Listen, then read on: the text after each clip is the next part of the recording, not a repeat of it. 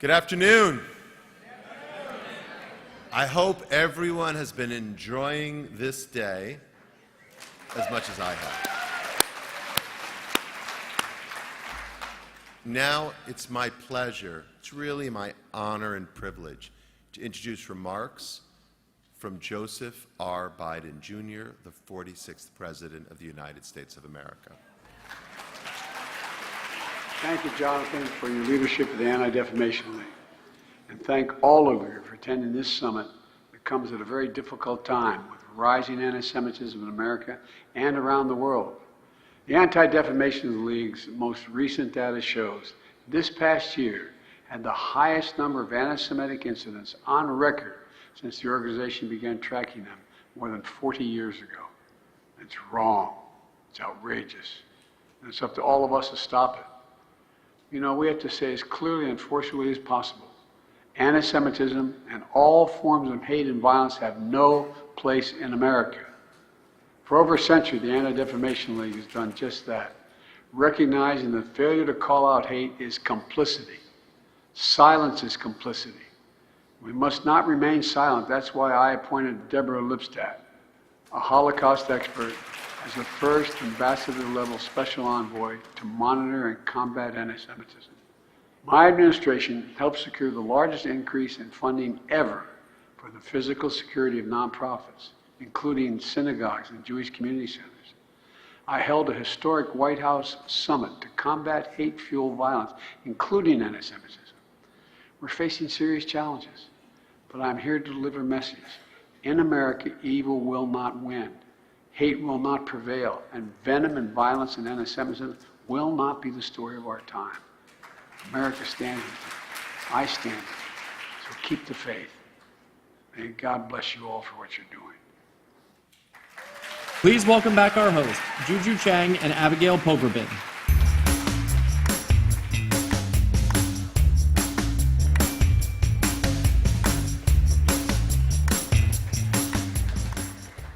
Welcome back, everybody. Welcome back to the main stage. Welcome back to the afternoon program. What a way to kick off the afternoon, right? Those were very important remarks from President Biden, and of course, an urgent reminder to all of us to speak up and not stay silent in the face of hate. And I think we can all safely say that this is one of the more impactful days we've had in a long time, right? So many sessions filled with purposeful, relevant, and fascinating conversations. I dipped in on the Anti-Semitism on Campus breakout session. And you know, we were all learning about keeping our communities safe, to understanding how crucial partnerships are in the fight against hate and anti-Semitism. And there's obviously so much more to be learned here today. I hope you're feeling as enlightened as I am and as encouraged to take what you have and bring it out beyond this room, to incorporate it into the spirit of fight hate for good anywhere and everywhere you go.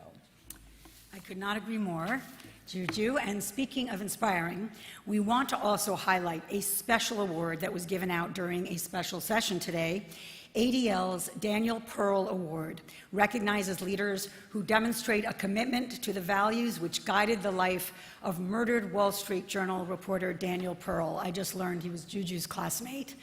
A commitment to building understanding between Jews and Muslims and seeing entrenched conflicts from a new perspective.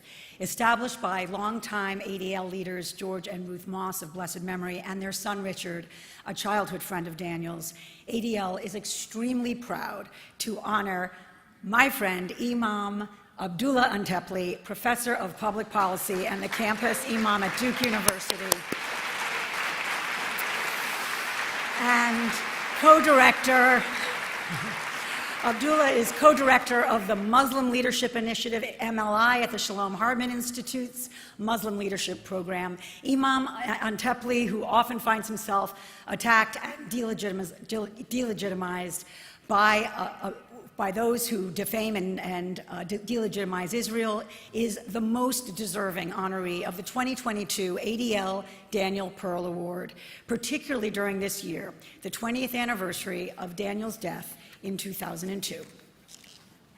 I agree. It's totally deserving, truly moving. And as I mentioned, we were classmates. He trained me as news director at KZSU Radio at Stanford 2 years before, and his memory will stay with me forever. Now, I know you didn't forget about the friendly faces that you met in the earlier session today, so let's take a quick moment, turn to your neighbor one more time, tell them what you had for lunch. No, I'm kidding. Tell them what you learned in the breakout session. Maybe tell them why you came or why you're so committed or what you have. And we're going to start the clock. 1 minute. Go.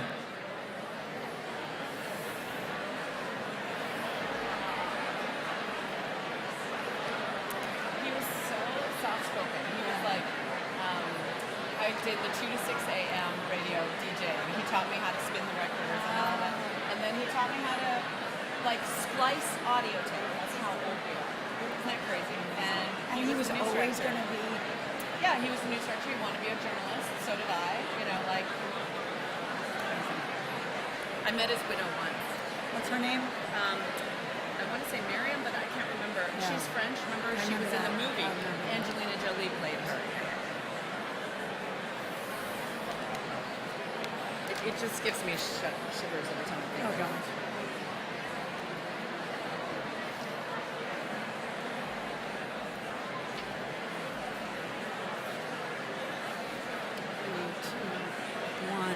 Okay. That was really good. Shh. We are affirming you. We are affirming you. I hope you can feel that. We love the participation. I just love how it sounds like a Beit Midrash, a house of study with the din of discussion. And we're going to start to double down as we finish the day here on a promise to ourselves to leave this room and actually do our part. Personally, this afternoon, I was able to text a U.S. representative and ask them to join the call for an interagency task force to combat anti-Semitism. If you want to do the same, and I have this gut feeling you do, you can text the word letter, that's L-E-T-T-E-R, to this number. I'm going to give it to you, 72572. Try it. 72572. That would take me a moment. It's definitely quite an experience to be here and see so many faces packed all the way to the end of this room. You are all dedicated to taking action in the world, and it's so inspiring. It's also awesome that you're able to network and advocate from right here at Javits Center. I'm personally planning to help raise conversations in our synagogue and talk about lay leadership and clergy, about so many of the issues that were raised today. Our kids, you may not know, attended day school through 8th grade, and we love being a part of the community so much, but we should all be part about planning that community's future. Now, we still have a lot of incredible sessions coming up, and I can't imagine a stronger lineup. We've met some of the speakers backstage. We're going to hear from actor and director David Schwimmer. We'll be in conversation. You can applaud, yes, for sure, for all the friends. We're going to be in conversation with Michael Eric Dyson. Brett Stevens is going to be here. Eugene Robinson. Yes, Ruth Marcus should get applause lines too. All discussing the midterm elections. And of course, Congresswoman Liz Cheney in conversation with Abby, as well as the chair of the Jewish Agency for Israel, Doron Almog. Absolutely deserves an applause line. However, I am thrilled now to welcome back to the stage Jonathan Greenblatt to present ADL's Courage Against Hate Award to someone who could not be more deserving of this honor. Welcome, Jonathan.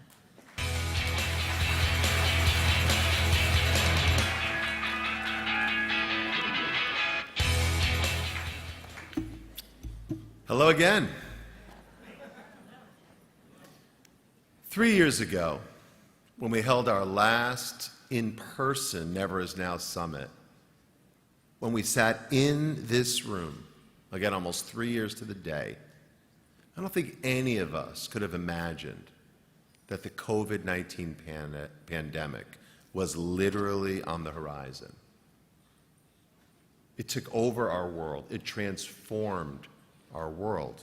It consumed our lives, changed our society, and claimed the lives of millions. Some of you may even remember when this space was turned into a field hospital to deal with the overflow of patients right here in New York City. The tragic and urgent nature of the pandemic again, especially right here in Manhattan, during those early days when the sirens were relentless and hospitals and frontline workers were just overwhelmed. Those days, those scary, scary days, I think they'll forever be etched in our memories. And throughout history, what we know is when people are angry or afraid, they look for someone to blame. The pandemic spawned toxic, anti-Semitic, and racist conspiracy theories. Some blamed AAPIs, Asian Americans and Pacific Islanders, for spreading the virus. Others claimed the Jews and the global elite were using the pandemic to destroy America. Some protesters profanely wore yellow stars to compare mask mandates and vaccine guidelines to the Nazis' persecution of Jews, or hideously compared themselves to Anne Frank. When our society should have been more unified, when we should have been together, this crisis seemed to be tearing us apart at the seams. And as so often is the case, it is in the darkest of times that certain people radiate a kind of light. When leaders emerge who tap a kind of strength that we don't know that they even have, they carry with them the confidence, the courage, and the determination, because they understand that failure is not an option, and their decisions, the choices they make, create immediate and long-term ripples throughout society. Today, we are fortunate, we are blessed to have one such extraordinary leader here with us. Dr. Albert Bourla, Chairman and CEO of Pfizer, is an innovative, imaginative, extraordinary thinker who's also a doer and who relentlessly led one of the most important scientific pursuits in modern history, culminating in the successful development and deployment of the Pfizer COVID-19 vaccine. That literally saved the world.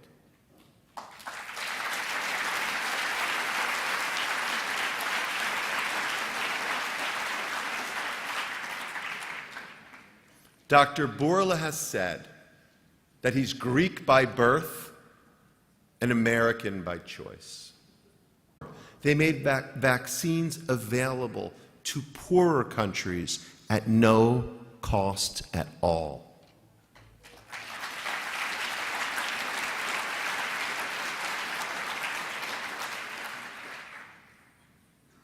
He and the Pfizer team did all of this in the face of potentially destabilizing and debilitating misinformation and disinformation campaigns that literally were aimed at undermining public confidence, that were designed to diminish our collective sense of security and trust in the vaccine. And all the while, Dr. Bourla and his family withstood withering personal attacks. Look, Dr. Bourla simply could have ignored these horrific campaigns, but instead, at great personal risk, he courageously spoke out and pushed back at those undermining public trust in the vaccine. And he denounced the Holocaust comparisons while encouraging public education efforts to counter the many dangerous lies. This past June, Dr. Bourla was honored with the Genesis Prize, which is often described as the Jewish Nobel. He then, in turn, donated the $1 million prize to Holocaust memorial initiatives.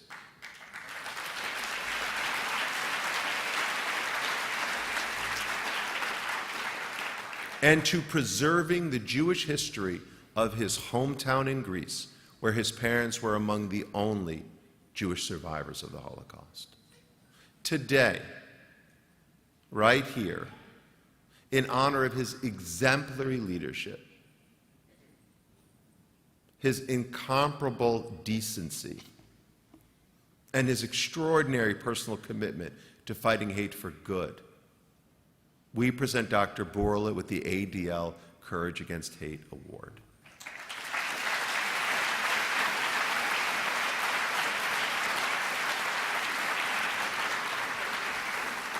Dr. Bourla, as you accept this honor and continue your groundbreaking work, and let me tell you, based on my conversations with him, the folks at Pfizer are just getting started. And so let me say clearly for the world to hear, all of us thank you, wish you much continued success, and hope you will go from strength to strength. So please, everyone, join me in welcoming to the stage my friend, 2022 honor recipient, Dr. Albert Bourla.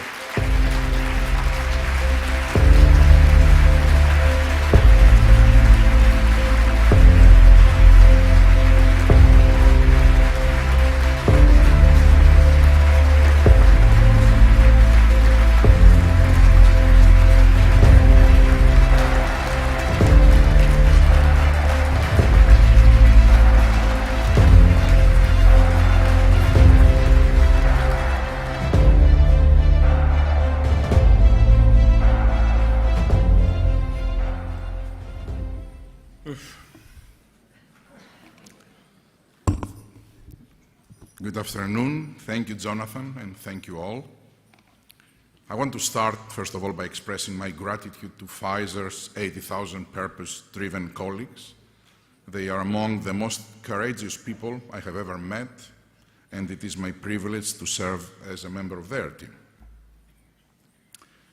This award is especially meaningful to me because it comes from an organization whose mission to stop the defamation of the Jewish people and to secure justice and fair treatment to all is so critical and so close to my heart.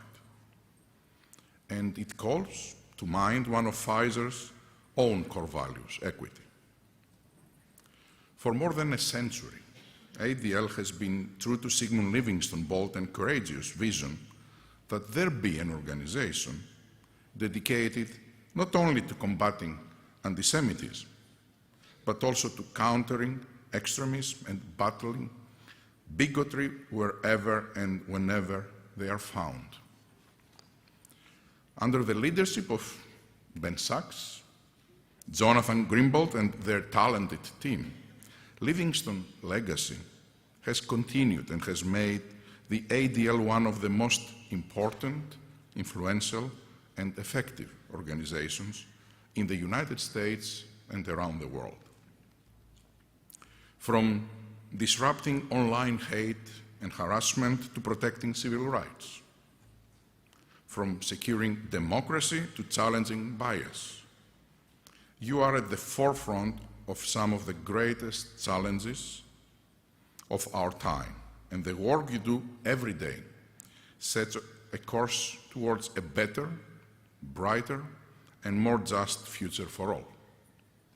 From the bottom of my heart, thank you.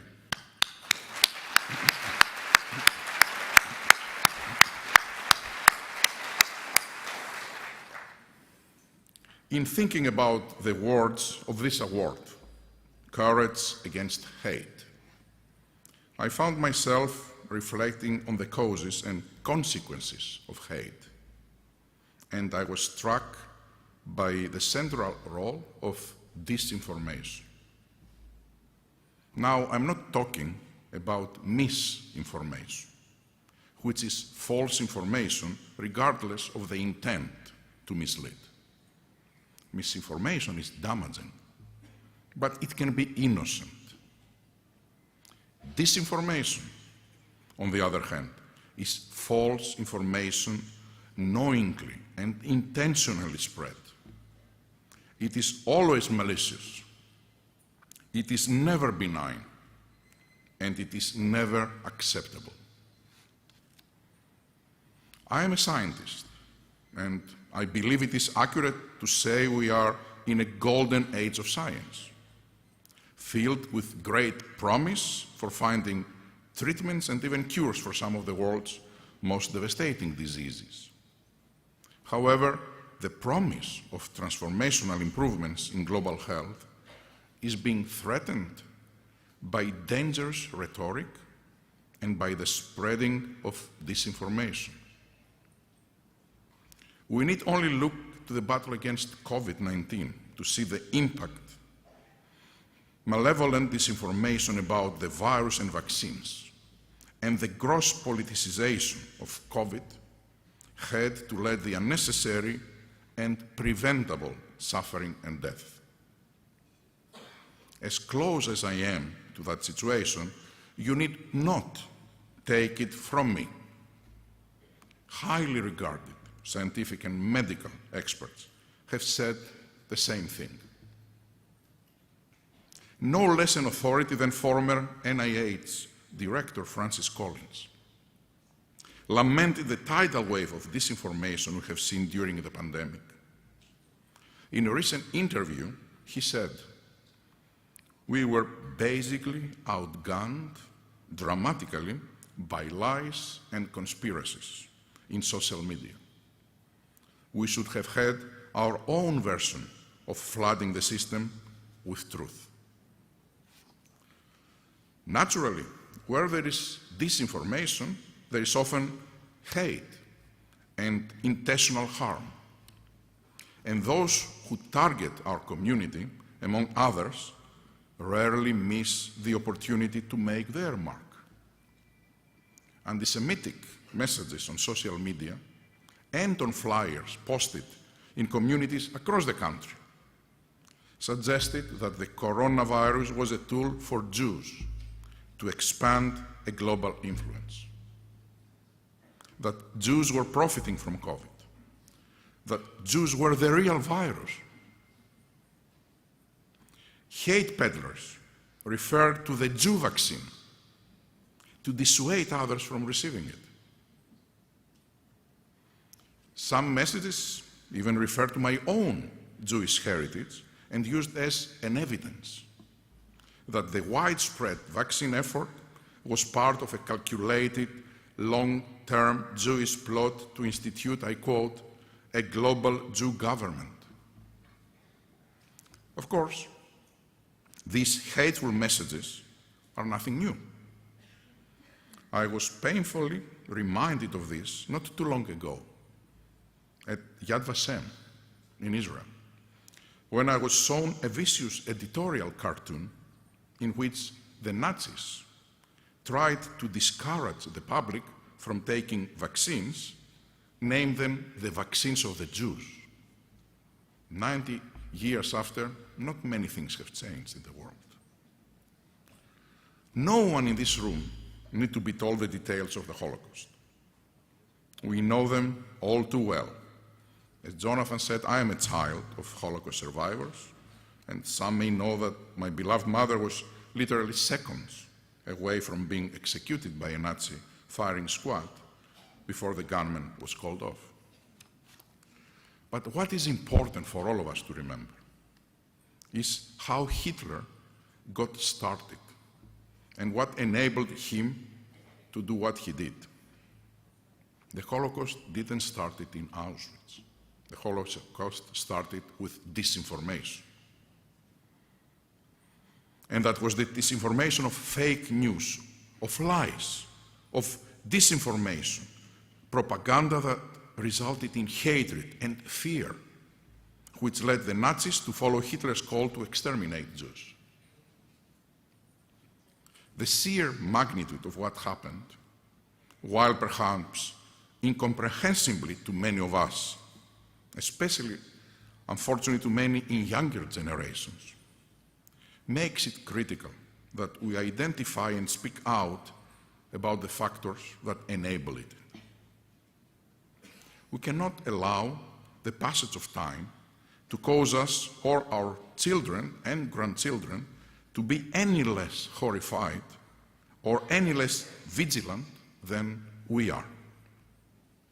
Because although it pains me to say so, the reality is this: it could happen again. It was not so long ago that we witnessed the Charlottesville riots, where racial violence and intimidation born of false narratives about people of different color, race, religions, and background led to death. And there were no good and bad people from both sides. There were only very bad people from one side.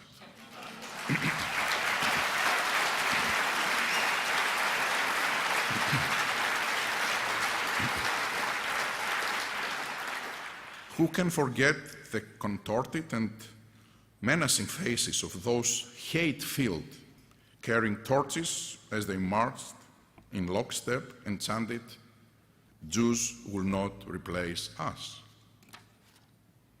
According to ADL's most recent audit, last year saw the highest incidence of assault, vandalism, and harassment targeting Jewish communities and individuals in the United States ever recorded, a 34% increase from the year before. And we are still hearing high-profile individuals and celebrities repeat and spread anti-Semitic slurs designed to dehumanize and harm Jewish people. It is clear that disinformation is still wreaking havoc on society today and threatening the principles for which this organization stands.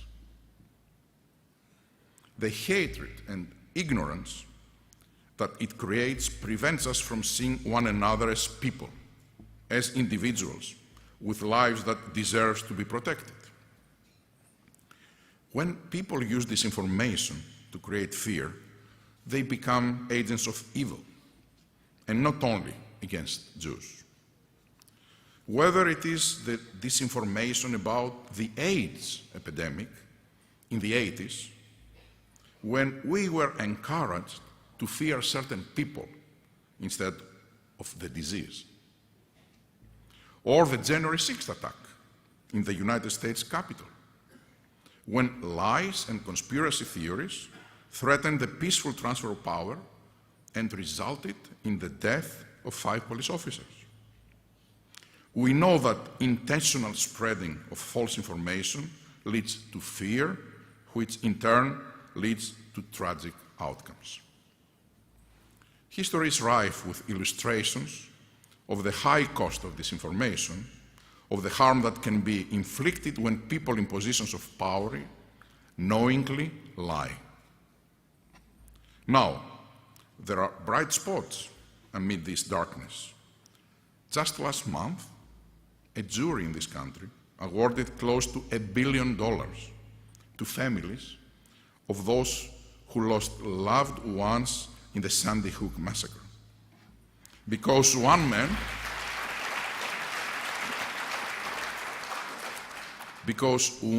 man with a microphone spoke disgusting and disgraceful lies. The jury flat out rejected his lies and made an unambiguous statement that such evil is not acceptable. And as a business leader, I was encouraged recently to see companies and organizations quickly sever ties with celebrities and athletes who spew hate, even though these decisions could result in lost revenues or lost games. This is as straightforward as it gets. Something is true or it isn't. Truth is not a shade of grey, and we have an obligation to do our part. We must continue to speak the truth and fight indifference and complacency. We must rebuild trust in science, which is based on facts, on the truth, of what can be proven, not on what we hope, think, presume, suspect, or wish. And we must work towards public discourse characterized by data-driven conversations and respectful debates of opinions, not personal attacks and the spreading of lies. That may seem like a tall order, but we have no choice. Lives depend on it. I'm an optimist by my nature. I believe science can win. People are good, and ultimately, human ingenuity triumphs. I believe in all of this. But I also recognize none of that happens on its own. We need good people to stand up and make their will known, just as they have throughout history. That's not to say we can't have disagreements.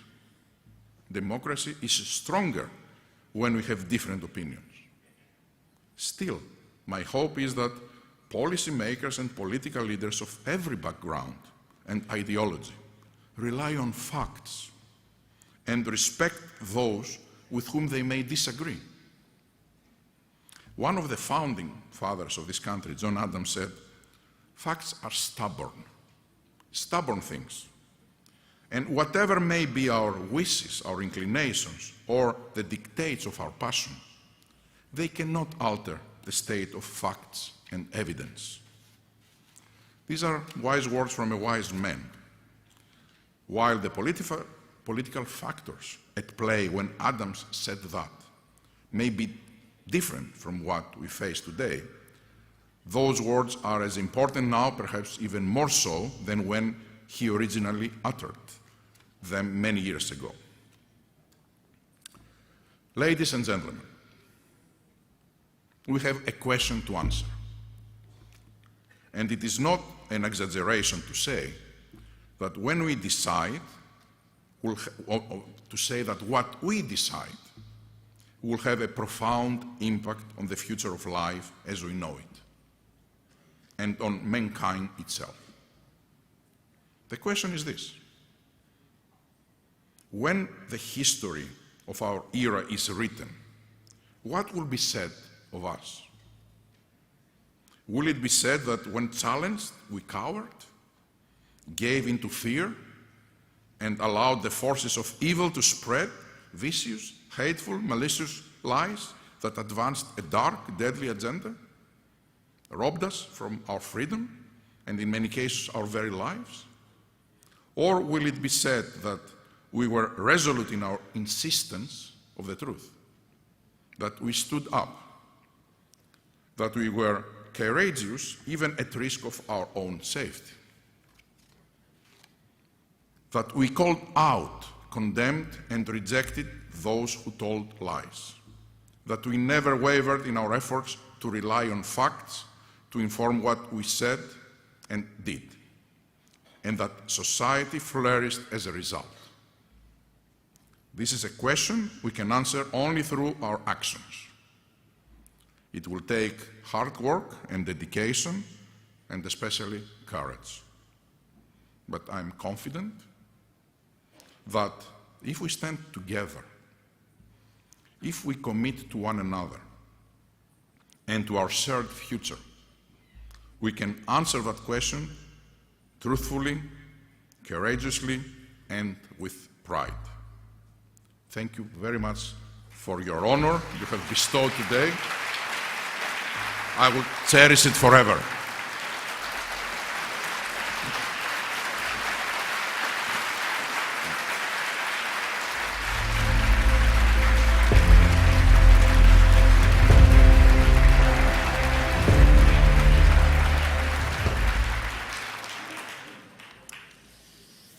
Hello again.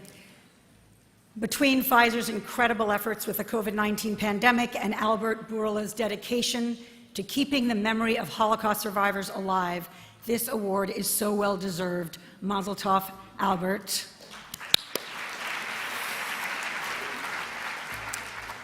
So for our next speakers, who are also good friends, I just want to say, that was supposed to be my joke, and Juju stole the joke, so that's why you guys aren't laughing. Support me. Thank you. We're going to hear about their personal experiences with hate and important perspectives on how we can unite to address anti-Semitism and anti-Black racism. Now let's please welcome to the stage actor and director David Schwimmer, distinguished university professor at Vanderbilt, best-selling author and preacher Michael Eric Dyson, and once again, you know him well, Jonathan Greenblatt.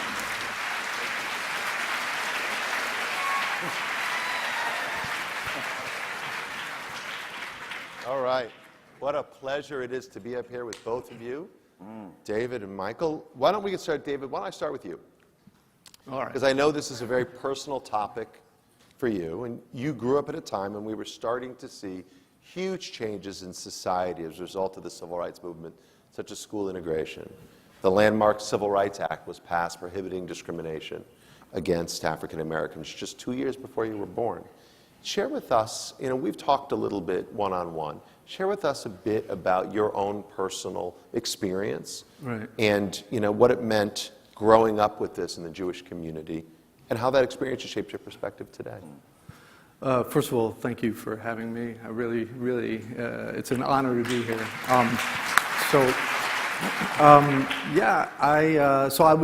I was born here in Queens, just at the height of the civil rights movement, and just after the murder of the 3 civil rights workers, Schwerner, Cheney, and Goodman.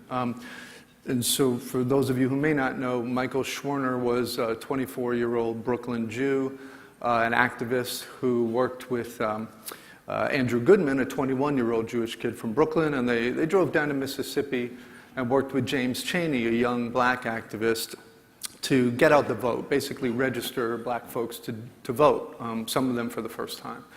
And they were all pulled over by the local sheriff and 2 carloads of the Klan, and the 3 young men were taken and executed and dumped in the woods, where they remained undiscovered for 44 days. So as a young kid, and my parents were quite involved, and activists, learning about that and hearing about that, there was something about Schwerner that really that really landed with me, and I never forgot that the idea that could have been me, or that could have been my dad, and so I think as a young Jewish kid, I realized quite early that I wasn't safe in my own country, and that just a couple of states away, my life would be at risk just because I was born Jewish. And I also realized, or had the very real belief and experience that the Jewish community and the black community were strong allies. There was a strong alliance had been forged during the civil rights movement. So for me, I felt my allies were always marginalized communities, and in particular the black community. And at the same time, I want to say, I also grew up very aware that I pass as white, right? And I benefited from that my entire life. I don't know what it's like to be stopped and searched on the street, or pulled over by the police, or questioned in a shop because of the color of my skin, which Dr. Dyson has written about so powerfully from his experience. But I have been racially profiled my whole life, based on appearance, based on how I sound, how I look, based on my name. Jews throughout history have been profiled and discriminated against, just not necessarily because of the color of our skin, right? So as a young man, and again, I thank my parents for this, but I really had this perception of the black and Jewish communities working quite strongly together. And well, you're a scholar of Dr. King, so you might correct me, but I believe Dr. King at one point called the Jewish people the most consistent and trusted ally in the struggle for civil rights. And so I sit here today, and why I wanted us to talk was because I've seen that relationship between those two communities drift apart, and it's really upsetting to me. So let's build on that. Like, so, you know, Michael, you've spoken and written extensively about Black-Jewish relations. Talk a little bit about, you know, your view on this, maybe even before your scholarship, and how it shapes your view of where we are today. Well, it's great to be here, you know, with a remarkable leader like you, with a remarkable actor and thespian like Brother Schwimmer. And thank you for also clapping for him when we came out. It was beautiful, you know. He's a mentee of mine, and I'm bringing him along, you know.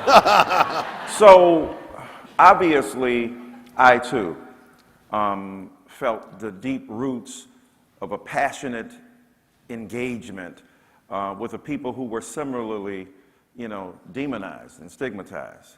Heck, the Exodus story is central to Black culture. I'm an ordained Baptist minister for over 40 years, and that notion, how can we sing Zion songs in a strange land, right? The weeping, the grief, the horrors, the tragedies, the traumas that we confronted through a Jewish lens, the Hebrew Bible at the core of our existence. And then me reading Martin Buber, Abraham Joshua Heschel, thinking critically about theology and the prophets. It was deeply rooted in our culture and community. And then as becoming a scholar, understanding the intimate links between people who have been similarly oppressed. And as you said, you know, obviously, James Baldwin writing about the difference between being a white eligible group of people versus a white excluded people leads to differences, no question about that. But as you said, the demonization of Jews, the anti-Semitism that is deeply rooted in the culture, is a species of the white supremacy that demonizes all of us. So we might be in the different parts of the boat, but we on the same ship, and we got to stay together in order for us to understand where we are. Well, you know, it's interesting because I do think, as David, you were alluding to, and as you're directly saying, it seems like our communities are so connected, but why does it feel so often that they are disconnected? Like, why is it that the American Jewish and the Black American experience seem so interwoven, and yet there seems to almost be an effort to unweave them, to untangle them? No, that's a great point. Look, when you're related, you got problems. Right. It's my sister. Do I have to take? Oh, come on. Right. So obviously, the intimate web that provides a sense of protection and a bulwark against the enemy also creates competitions, right? You know, when we were coming up, no, I was poor. No, I was poorer than you. No, I was poorer than you. We were so poor we couldn't pay attention. No, we were so, right? So, and we've had, you know, the so-called oppression derby. Right. Jews suffered, no blacks suffered, no Jews suffered. Dude, we both suffered, okay? Right. The Holocaust calculus versus the slavery index. Come on. Right. It was evil, it was repugnant, it was a repudiation of our humanity, and so it feels so hurtful because when there is a betrayal, when there is a disagreement. Now, we can have legitimate disagreements. There are legitimate conflicts between blacks and Jews, right? There is a kind of redemptive philo-Semitism going on in African American communities. Now, we know that can also devolve into, as you were talking about earlier, with other figures when you're admiring Jews, but don't replicate the stereotypical representation of that. But I can tell you, in barbershops, in beauty shops, in clubs and churches, you know, we need to be more like the Jews. Right. Because the Jews are sticking together. And I said, well, look, some of them read commentary, some of them read Tikkun. There you go. Right? Some of them are orthodox, some of them are conservative, but I get the point, right? Hanging out, understanding that you have more in common than apart. So we admire deeply and profoundly, and that admiration can turn into a sense of betrayal when you feel that the whiteness of Jewishness outweighs the Jewishness of the community. Right. Or when Jews hear some of the hurtful things being said recently, the horrible, repugnant things that are being said, that of course creates a sense of hurt and pain. Not because, aha, you're the worst in the world, because we love and support and nurture and understand each other, and we've got far more in common than we have apart. That's why it feels frayed and hurt.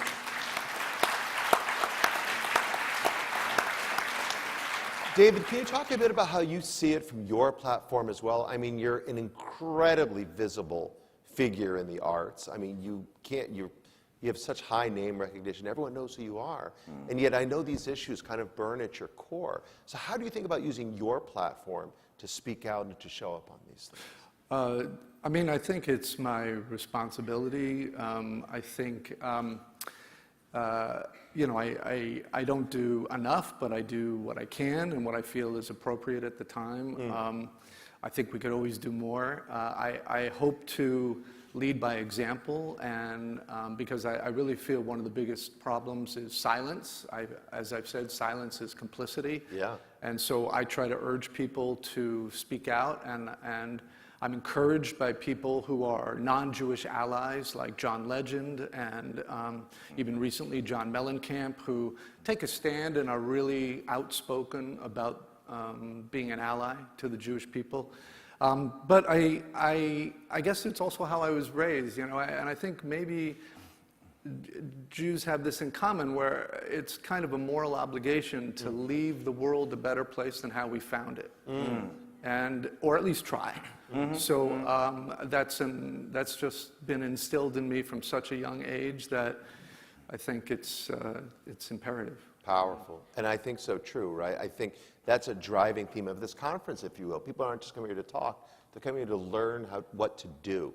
So if you could, for both of you, could change one thing about, let's say, black-Jewish relations, if you used one thing you could do, what would it be? Let's start with you, Michael. You know, obviously there are legitimate conflicts, there are differences, but there's so many similarities. And I think about this recent election, and I think about the orange apparition that hangs over the horizon, right? Against Mexicans, against Jews, against blacks, we have that in common. This man, when he was on Twitter, stood up every morning to excrete the feces of his moral depravity into a nation he turned into a psychic commode. So for me, my ideal is for us to rejoin in a realistic union, to say we love, we have passion, we adore and respect each other, we give each other breathing room to be able to disagree.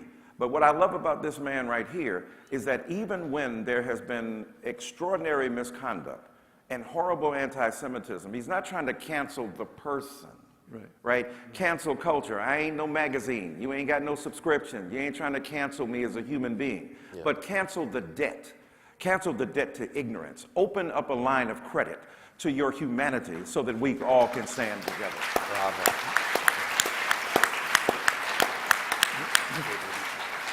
Yeah, what he said, but I'll say it better. I'm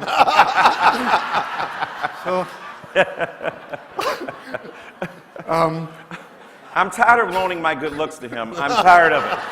I'm just done. Yeah, I mean, I really wish there was more opportunity for real dialogue like this, not just a brief 20 minutes in front of 2,000 people, but actual dialogue, 2,200 people, sorry, an actual dialogue among a cross-section of folks in our community, and not just from entertainment, but from all fields. And I wish there was that kind of dialogue, because I believe that when we're in the room together, not online, hiding behind some other name, but when we're in the room together and we approach each other with empathy and respect and civility, I think we will discover that we have much more in common than not. And Yeah. that's what, if anything could happen, I wish there was more opportunity for that kind of discussion. Well, I just tell you right now, I think that's a charge we can take up at ADL. And I think we've got friends in other organizations like the NAACP and the Urban League and Color of Change and so many others who I think share this idea. So I think that's something we can work on. And I'll just, by the way, like, isn't it Jewish Twitter, Black Twitter? You've got these subcultures that are just a few voices that seem to like drive the whole conversation, and not for the better. Yeah, well, that's part of the problem. You know, I tell, it ain't no Black Twitter. It ain't no Jewish Twitter. Right. It's Elon Musk Twitter, right?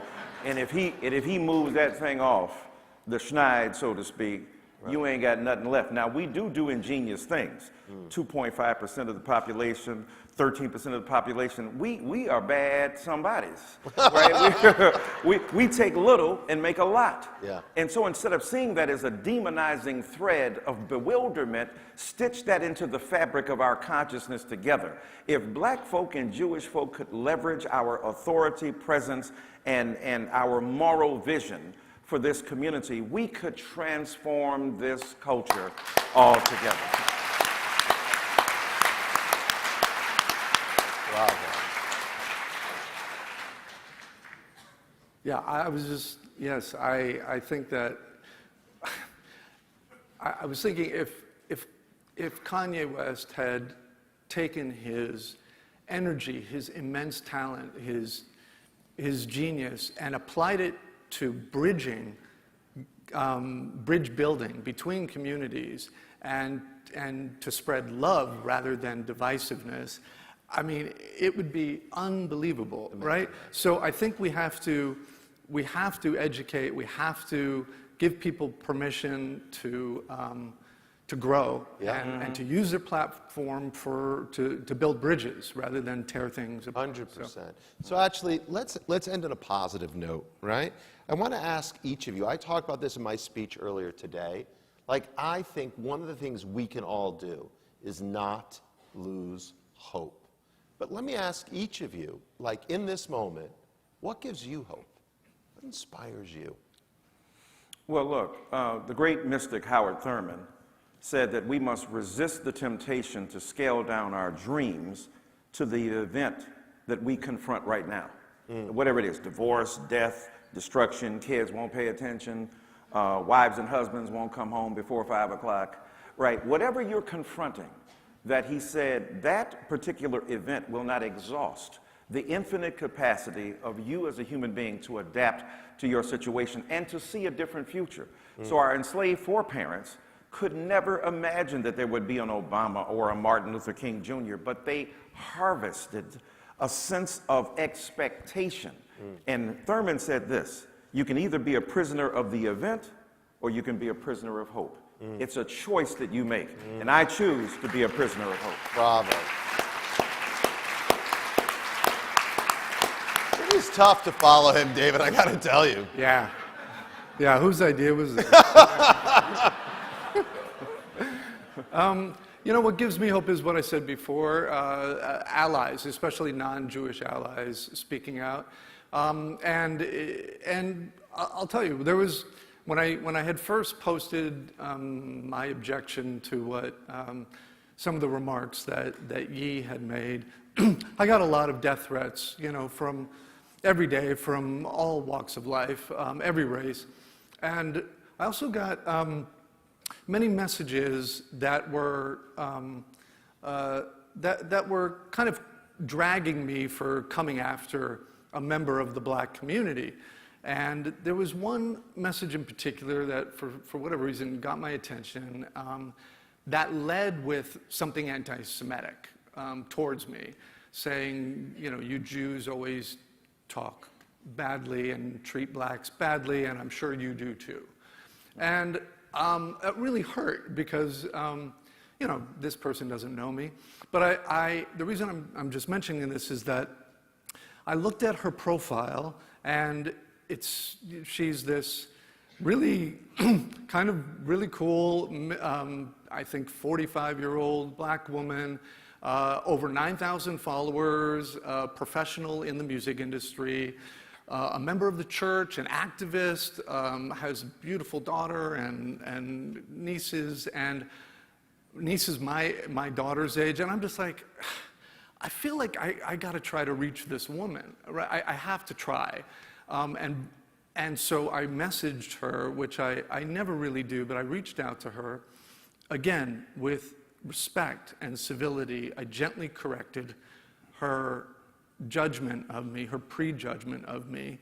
And then she responded, and we got into this amazing text exchange, by the end of which it was quite moving, because we really sincerely, I believe, wished each other and our loved ones health and happiness. And later, when I found out I was doing this, I let her know I was going to be doing this. And that gives me hope, because again, one-on-one, I feel like, you know, all we need to do is really just sit and talk to each other. Hear, hear. Let's hear it for civility and decency. Yep. Let's hear it for reaching out. Let's hear it for David Schwimmer and Michael Eric Tyson.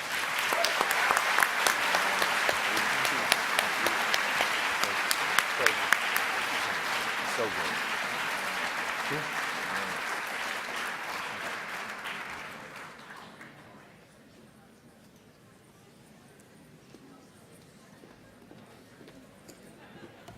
Thank you, David, Michael, and Jonathan, for that powerful and timely conversation. Having tough conversations about these issues is never easy, and that's why I was excited to learn about an upcoming podcast hosted by Jonathan Greenblatt and Nick Cannon, coming soon to a podcast platform near you. Jonathan and Nick will be hosting a show called To Hate or Not to Hate, and talking openly and honestly about hate and bigotry. Before we bring Liz Cheney out here, take a look at this. We have to make an example out of Nick Cannon. So people said that about that that's what was happening. Still to this day, us talking is, oh, the Jewish people got him. Everything where we're trying to actually have reconciliation and truth goes out the window to the person who thinks that, oh, he's just buck broken. He's just a sellout. How does one heal and how does one dialogue? Like, clearly that's not what happened. Right. And how do you get past that? Because if you spread falsehoods about another people and you get called out on that, how can there be accountability when people are saying, oh, no, he can't because he's just being buck broken? I think ignorance, it can be an explanation, but it is not an excuse for anti-Semitism or any form of intolerance. We have a kind of capability to try to call things out, but to mistake that for some conspiratorial power is totally wrong. Everybody makes mistakes. Some mistakes are more consequential than others, and sometimes our fame and our profile magnifies our mistakes. Please welcome to the stage ADL National Board Member Geraldine Acuna Sunshine.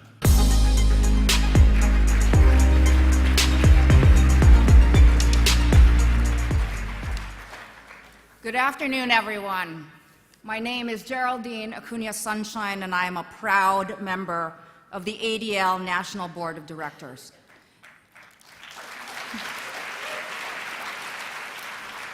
It is my pleasure today to introduce Congresswoman Liz Cheney.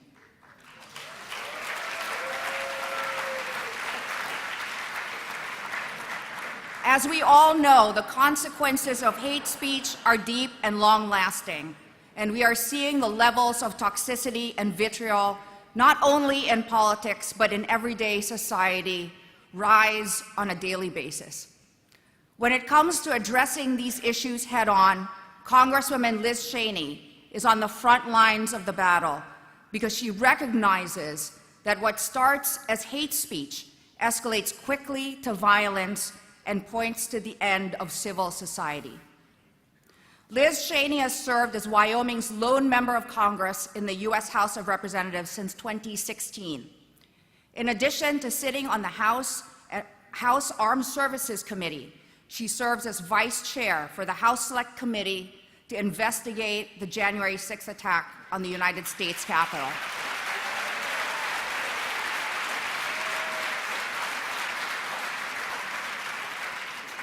This role is incredibly critical at this time, and for this, Congresswoman Cheney has provided a sorely needed voice for transparency and accountability to safeguard our communities, our election, and our democracy.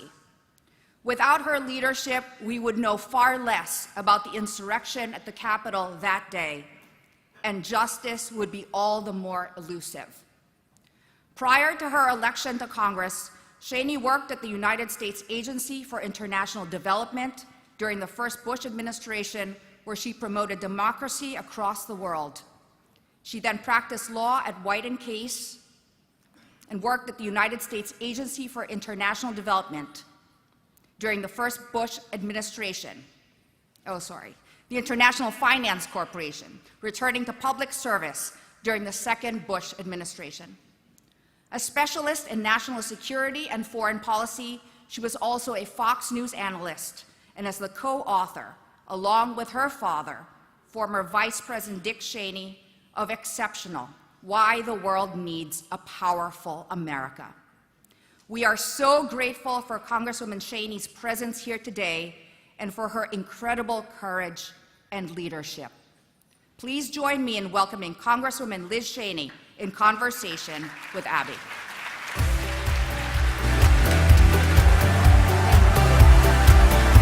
Very much.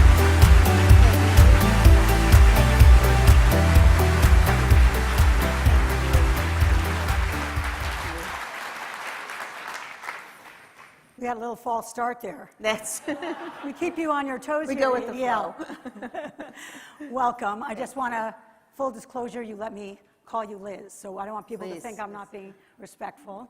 I know we promised not to grill you on the election results, but let's talk about the election results. I would be derelict in my duty as your interlocutor to sit across from Representative Liz Cheney and not ask, what's your take, what's your reaction, as we say in Judaism, on one foot, 2 days after Tuesday? Well, I think that it was a clear victory for Team Normal.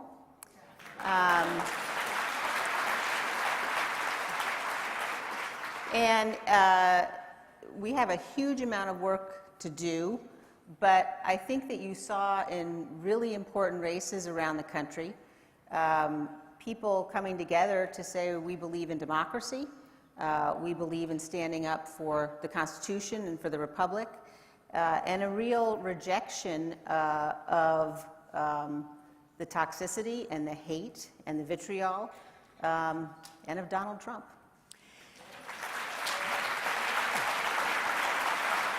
And before we leave it, you campaigned for 3 Democrats, 2 of which won. Am I right about that? And that's something that maybe in my lifetime I didn't expect to see. Yeah, mine either, but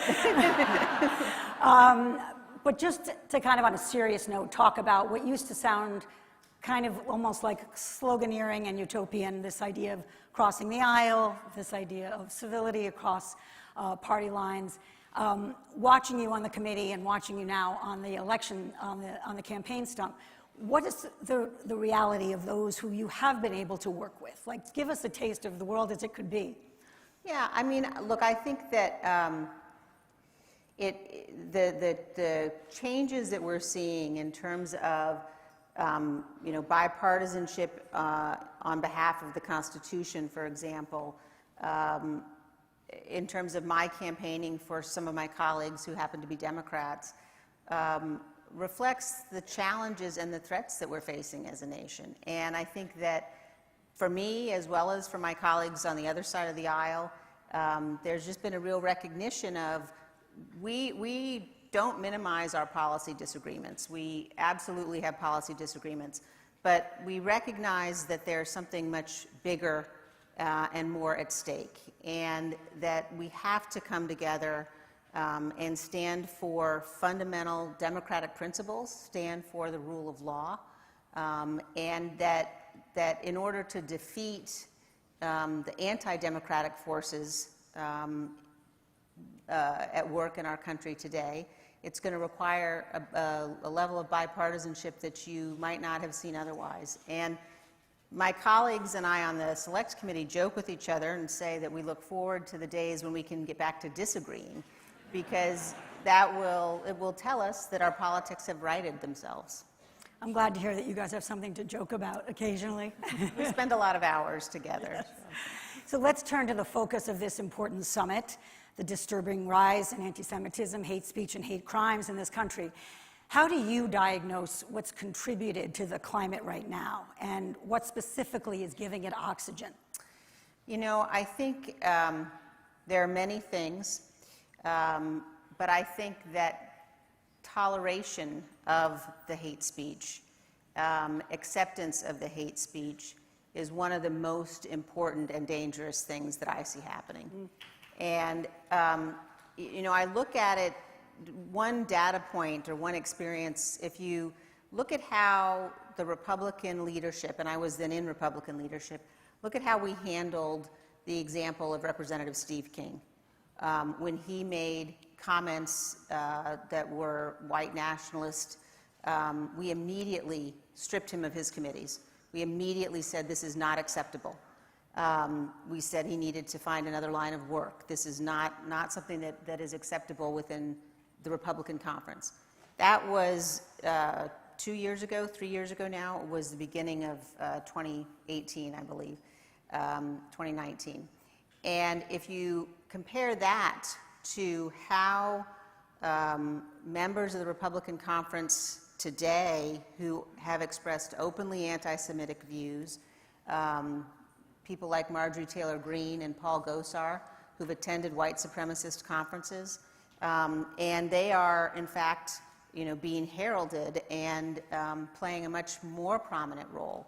And so I think that what we know from history is that you cannot tolerate hate speech, and in particular, you cannot tolerate anti-Semitism. I think about it, both parties talk about that we need to be a big tent, and that's right. But we also, on both sides, need to be able to say there are some views that must never be in the tent. There are some views that cannot be accepted. And I think that's critically important. So you brought up Marjorie Taylor Greene. She obviously talked about Jewish space lasers and compared President Biden to Hitler. And Scott Perry compared political opponents to Nazis. Then on the other side, Rashida Tlaib said no one can have progressive values and support what she called an apartheid government in Israel. Ilhan Omar, I don't have to necessarily reiterate some of her comments. So this is a sort of bipartisan moment. Yeah. What do you make of just where Congress is in this landscape? And what is, other than stripping people of their roles in Congress, what is the best way to address that? Look, I think as you point out, both parties have had situations that they have not dealt with the way they should have. When Ilhan Omar made comments that were clearly anti-Semitic, we worked to put a resolution on the floor of the House to condemn those comments. And the resolution that ultimately was put on the floor didn't even specifically mention her comments because it was a very broad condemnation of hate speech. And so I think that individuals have obligations, individuals have responsibilities, political leaders have responsibility in particular. And to recognize that what is accepted and what is tolerated then becomes the norm. And we know as a society, we know through the study of history that what begins as words becomes far worse. And we have a duty and an obligation, particularly with respect to anti-Semitism, to make sure that, that we stand against it and that we all demand of our elected leaders no tolerance. And just because you mentioned that hate resolution, which I just am quoting you, you called it a sham. Yeah. And you said it did not address the issue that is front and center. And some of your colleagues, quote, can't even muster the courage to stand up to blatant anti-Semitism. What's the problem? I think that, you know, there are a number of issues. And I think in a way you have to separate out sort of the individual political circumstances and how the leaders on each side dealt with these issues and continue to. But I think that it's important to take a big step back and to recognize as ADL has been so effective at doing, the rise in anti-Semitism around the world, the rise in violent incidents connected to anti-Semitism, the rise in anti-Semitic statements by celebrities and others. And when you have a member of Congress who puts on a Star of David and says that she is being persecuted because she, is somehow being forced to be tested for COVID or vaccinated against COVID, and compares that to the Holocaust, we all as a society ought to be able to say, that person does not belong in Congress. And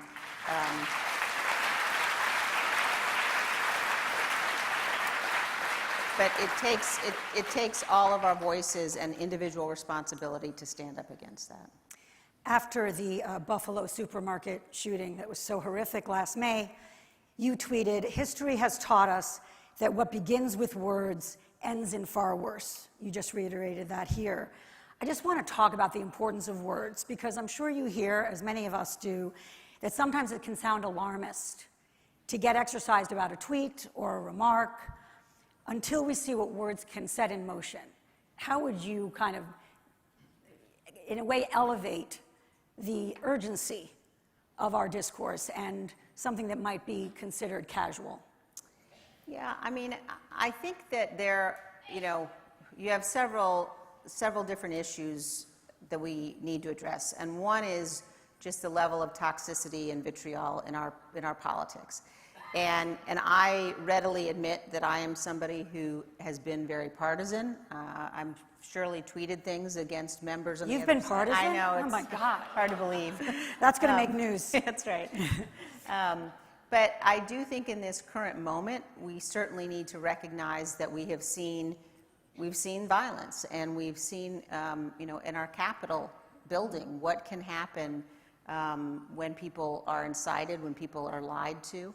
And so there's certainly a level of we all need to step back from the toxicity. But I also think that it is really important not to just sort of say, well, we all need to be nicer to each other, which we do, but we need to recognize the very clear and specific danger of anti-Semitism. And when my dad was vice president, we went to Auschwitz for the 60th anniversary of the liberation of the camp. And one of my daughters was 10 years old at the time, and she came with us. And we were sitting in the theater in Krakow. They had a ceremony at the theater before we went to the camp, and there were survivors of the camp in the theater. And there was a woman who came across the theater. She saw my daughter and me sitting there. She came across the theater and she said to my daughter, "How old are you?" And my daughter said, "I'm 10. And she pulled out of her purse a picture of little children in the striped uniform of Auschwitz. And she showed it to my daughter and she said to her, "That's me when I was 10 years old." And I think that recognizing that the Holocaust was not that long ago, recognizing the particular and special burden that we have to fight anti-Semitism is incumbent on all of us, and I think it requires holding our elected officials to account. Thank you.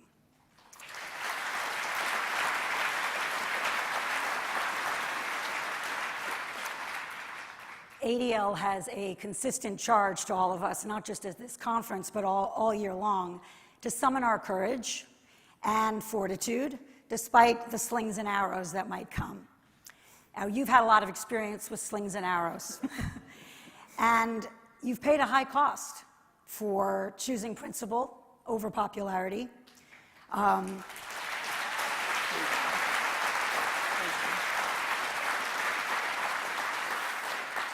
I won't go into what you've lost, but it is unusual that someone stays the course, despite those losses.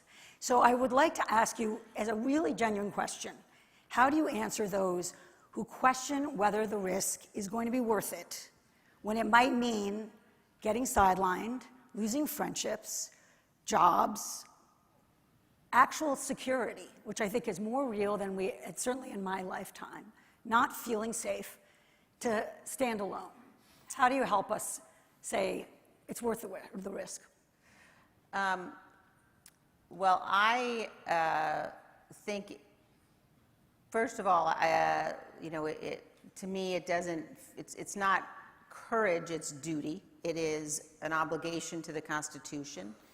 The people who stormed the beaches at Normandy, the people who, liberated the camps, the people who put their lives truly on the line, that's courage. And I got a message from a Gold Star father a couple of months after January 6th, and he said to me, "Standing up for truth honors all who gave all."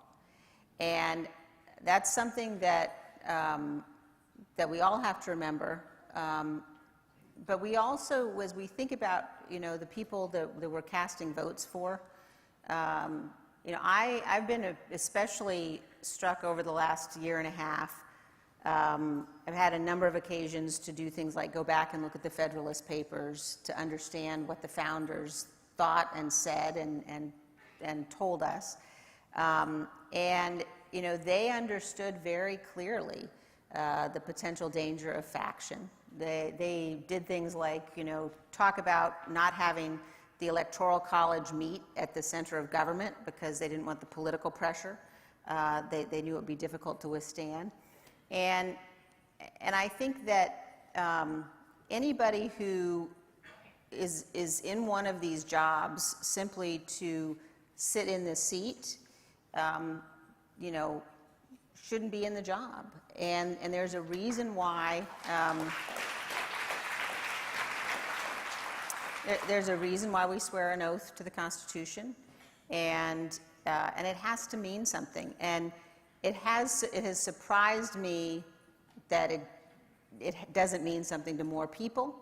But again, look, I look at what happened on Tuesday night, and while it certainly is not the end of this battle, we have a long battle ahead. I do think it was the American people generally sending a message. They want to pull us back from the brink. They don't want this nation to go, over the edge, to go into the abyss. And we have to make sure that the incentives are there to elect the kind of people who are going to make sure that they're part of the solution. Yeah.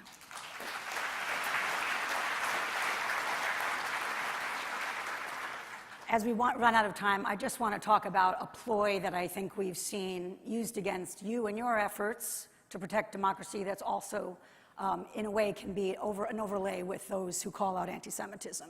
And that is this sense of, like, enough already.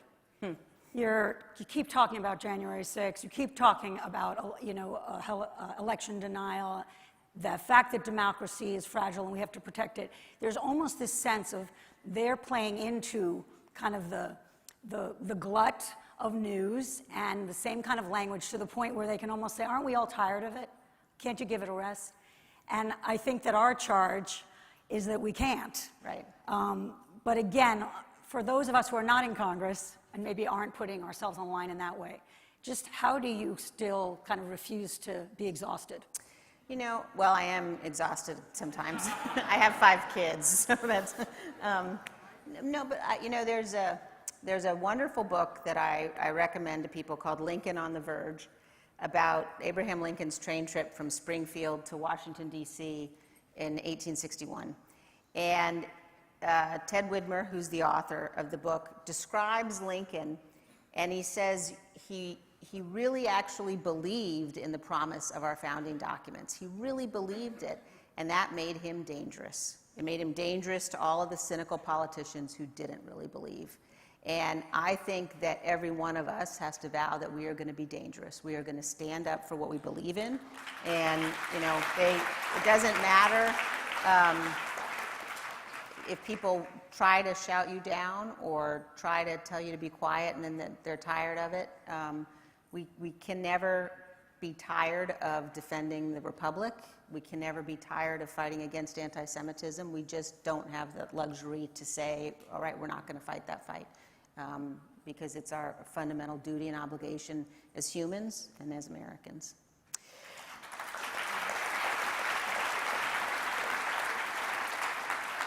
So finally, I'm sure it won't surprise you that many of my Democratic friends say I used to disagree with Liz Cheney on pretty much everything.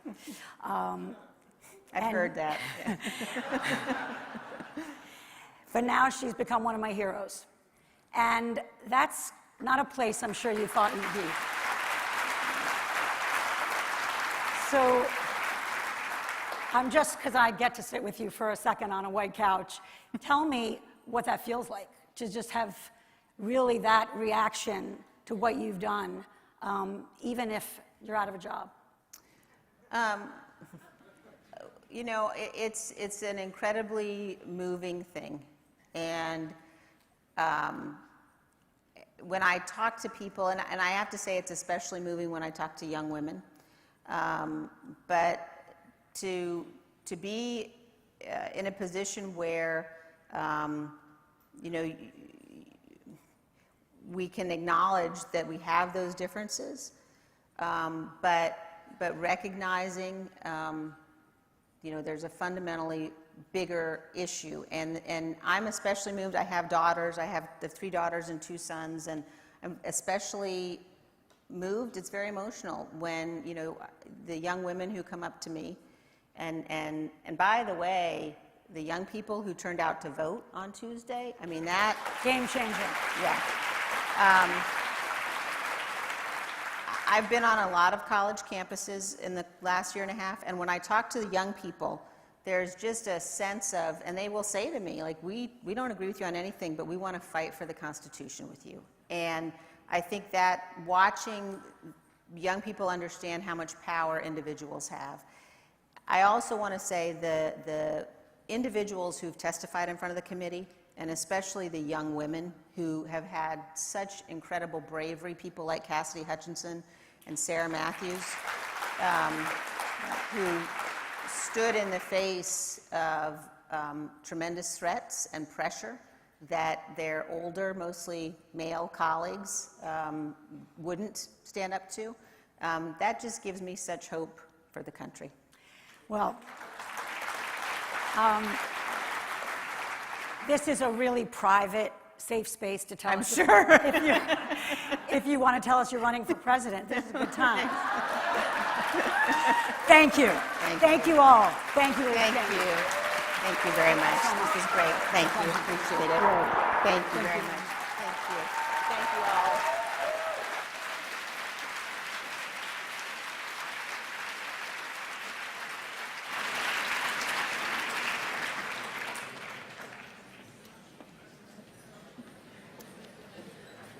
That was indeed a remarkably moving moment on stage.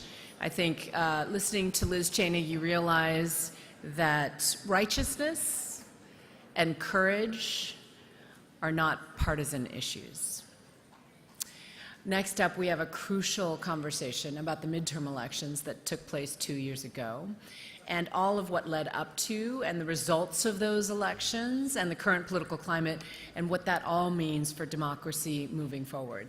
So please welcome to the stage Ruth Marcus, Associate Editor of the Washington Post, who has fans here clearly, Brett Stevens, opinion columnist at the New York Times, and Eugene Robinson, columnist and Associate Editor also at the Washington Post.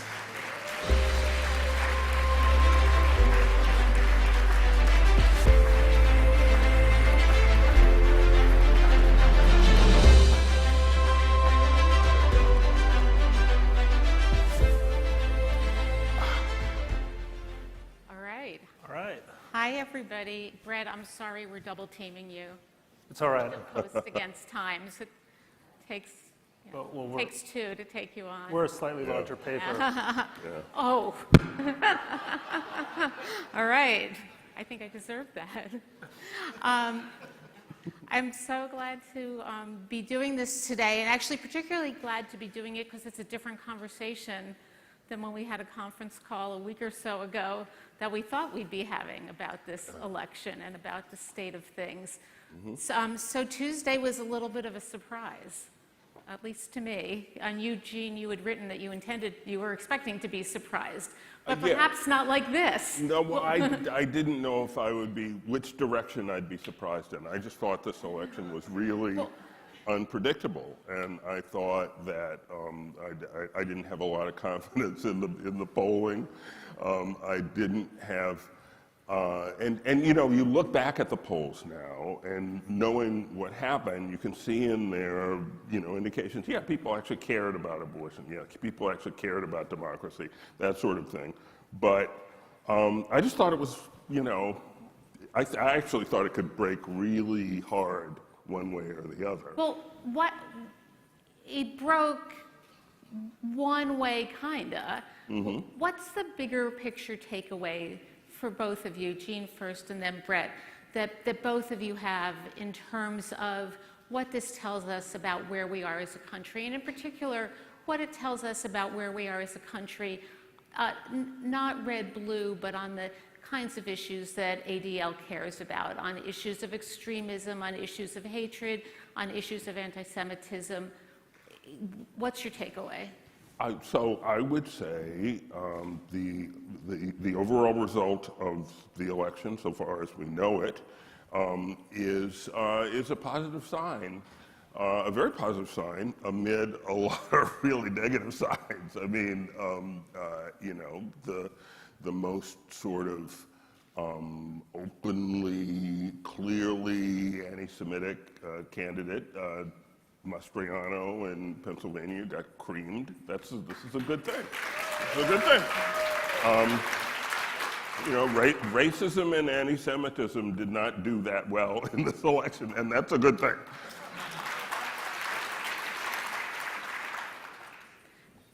Brett, why? What's the takeaway? takeaway? I have to be careful with my language here, so I'm going to quote an E.E. Cummings poem. There's a lovely poem called Olaf, and the central line of Olaf, which is the story of a conscientious objector in World War I, is, there is some shit I will not eat. And I think the American people... I would really like to read that in a column. Yeah. The American people basically looked at much of the Republican Party, and I say this as a lifelong conservative, and they said, there's some shit I will not eat. And that was true when it came to denying women their right of choice. It was true about election denialism. It was true of the general extremist drift of the party, and finally of the quality of so many of the Republican candidates, which was ought to have embarrassed any normal political party. So I think this is a moment actually to celebrate American democracy. There was, in a normal cycle, every reason for Republicans to win. People feel unsettled about the direction of the country. There's a lot of blame that rightly belongs to the administration and to the Democrats, but there are values that actually matter more than what the rate of inflation happens to be. But Yeah. Mm-hmm. Well, yeah, I think we should not overstate things. You know, I mean, I think it was good. It was good. But I think, you know, even in terms of, you know, left, right, whether you favor one direction or the other, I don't think you can say we're like out of the woods yet. I think, you know, it was a good day for what I think we all think of as traditional American values. It was really, really good that Election Day came and went without a lot of denialism, with normal concessions and acceptances so far. And so that really is very positive. But, you know, you look at Wall Street Journal editorial page, look at the cover today of the New York Post, and it's all about how, you know, Trump is done. This is all done. All this whole aberration is done, and no, it's not. No, it's not. I mean, you know, the idea that either Trump or Trumpism are vanquished and going away, I think is certainly not true, and he's certainly not going away. Yeah, I think the problem, it reminds me of a famous story about Abraham Lincoln, who, when soldiers deserted and their commanders wanted to hang them for desertion, Lincoln used to say, well, you can't hang a man for having cowardly legs. And my fear is that too many people who ought to know better in the Republican or conservative establishment have cowardly legs. They know exactly what the problem is. Yeah. But when Trump comes roaring back with a devastating put down on Twitter, or, well, not Twitter, whatever he's using these days. Truth Social. Soon probably Twitter again. They will fold. And until the party is able to remember what it was, and what it was, you just saw this magnificent person on stage a few minutes ago, it's going to remain sort of lost in a wilderness. And I don't see it kind of recovering its moral center, and therefore the trust of a critical mass of American voters. Well, and so lest we begin to feel too cocky and happy about America being back. Yeah. On Tuesday, one of the results from Tuesday was 30% of voters still say they believe that the election was stolen from Donald Trump. And so I guess my question is, how do you think Tuesday and the results, when we finally get them, set the stage for 2024? What is that going to look like? Because I will share one of my worries, which is, and I want to ask this in a nonpartisan way. One of the dumber columns I ever wrote once was about how Trumpism wasn't going to survive, wasn't going to last beyond Trump because he was such a unique figure. But it turns out that that's not true, because we've now created a climate of election denialism, created a climate of candidates who can be endorsed even though they say completely outrageous and anti-Semitic things. So what does 2024 look like to you in the light of Tuesday's results? Well, as I look toward 2024, right now, I don't particularly see anything great. I see on the Democratic side a president, Joe Biden, who will probably run for re-election, depending on a lot of things. But, you saw from the polls that there are, I think, a majority in the exit polls think it would be better if he didn't run again. But I think he thinks 60%, I think, of Democrats. Yes, right, a majority of Democrats. But I think he thinks that if Trump runs on the Republican side, or if Trumpism is on the ballot on the Republican side, I think he thinks he's perhaps the only Democrat who can defeat that, and who knows, maybe he's right. But so I see that, and then on the Republican side, I see, the Trump-DeSantis battle royale that will kick off as soon as like tomorrow, I think, because DeSantis is getting all this fawning press. And being hailed by the Wall Street Journal editorial page and by the New York Post and by Fox News as the future of the Republican Party, and you can just imagine how this is being received in Mar-a-Lago, right? And so, how long do you think it's going to be before he starts coming back? He's already calling him Ron DeSanctimonious. That seems to be his nickname du jour. I just don't think he's going to allow DeSantis to have all this oxygen. So what happens, for example, if control of the Senate comes down to that one race in Georgia, the runoff in Georgia? Once again. Right, which it may well. And this parade of Republican grandees is coming in to try to help Herschel Walker and pull him across the finish line. And one of them, doubtless, will be Ron DeSantis. right, who's going to come in and save the day. And so is Donald Trump going to just kind of sit back and watch that happen? I don't think so. Brett, do you feel rosier about 2024 after 2022, or? No, I mean, I feel sick about 2024. Because Tell us how you really feel. Well, I think Biden is a bad standard bearer for the Democratic Party. I think there's no question that he's showing his age in ways that are, I think, should be worrying to normal voters. We've never had, and it was considered extraordinary to have a president at age 69 in the person of Ronald Reagan, who certainly showed wear and tear towards the end of his 8 years. I think it would be foolish of Biden to think that he can sort of beat the odds and run for a second term. But the longer he stays in, the more prohibitive it becomes and more difficult it becomes for the Democrats to select or find their way towards a nominee who can appeal to the old sort of Clinton center of the party, which is what I think the Democrats really desperately need. And there are a number of candidates who could fit that bill. I think Amy Klobuchar would be a terrific standard bearer for the Democratic Party.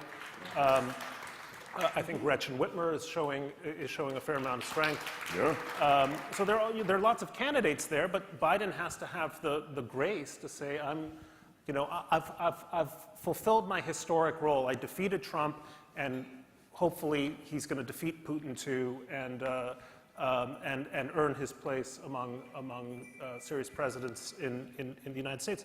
With the Republicans, it's a kind of a terrifying specter, but nothing will really happen. I mean, all the editorials of the Wall Street Journal and the New York Post aside, a figure like DeSantis and others have to stand up and have a kind of have you no decency, sir moment with Donald Trump. And there is an opportunity right now to at least show rank and file Republicans that whether they love Trump or hate him, he's a loser. He's lost 3 consecutive elections. Yeah. And so, although I don't agree with him on all kinds of things, I'm sort of rooting for DeSantis because we have to get rid of the bane of this uniquely, in my view, uniquely awful figure in American politics. And do you think that this last election could break that Trump spell? Well, I thought the Trump spell would be broken by the January 6th committee. I thought the Trump spell would be broken by January 6th. I mean, it's kind of astonishing, and it shows that the grip Trump has is not just psychological, it's almost pathological on some large segment of the Republican Party. Now, the reason Trump has succeeded as well as he has something to do, in fact, has a lot to do with the way in which, I should say, we, behave towards him.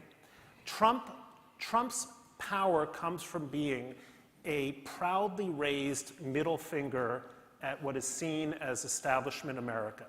And establishment America has done nothing but, in our unwitting sense, oblige that by buckets of tut-tutting condescension, not simply towards Trump, but towards Trump voters.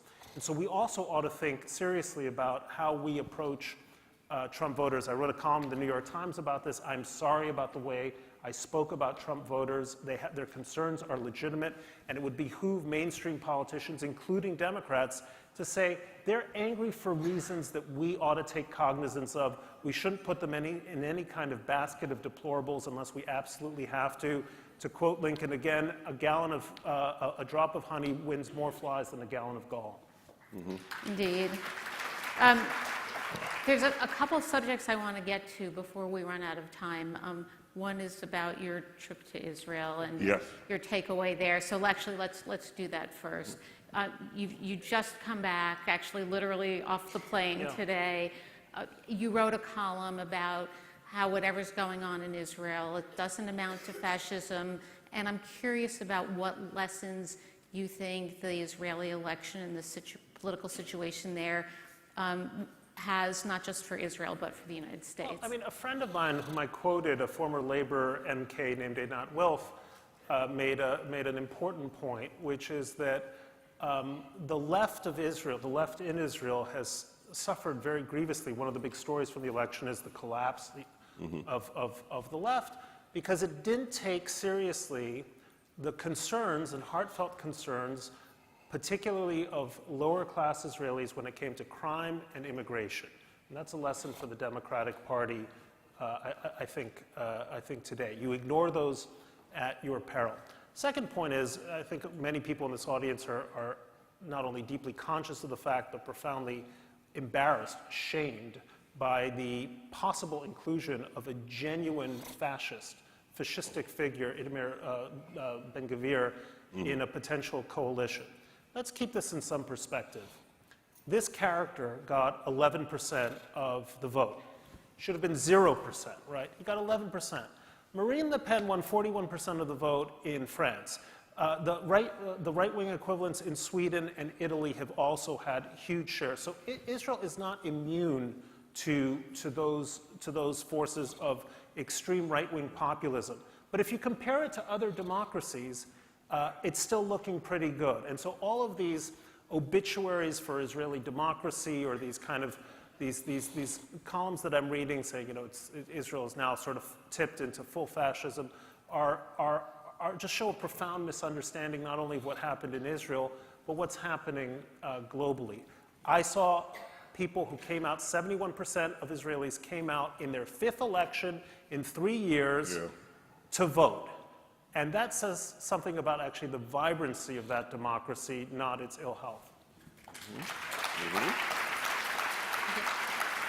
And Jean, I wanted to get your thoughts about something that is not related to the election, but that also happened in the run-up to it, which was this horrifying set of anti-Semitic comments and outbursts, not by political figures, but by entertainment and sports figures, Kanye West and Kyrie Irving, who my husband, who's a basketball fan, tells me is quite a basketball player. Yeah, he's really good.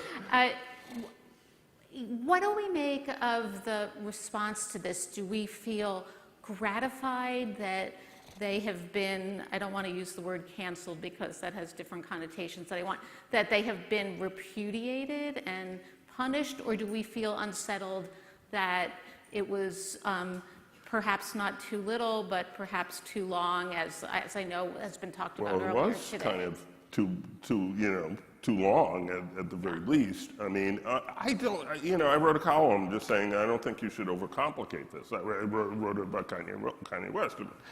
Anti-Semitism is like anti-Semitism. It's like racism. You see it is what it is, and you have to call it by its name, and call it out, I think. And so he was, it was called out.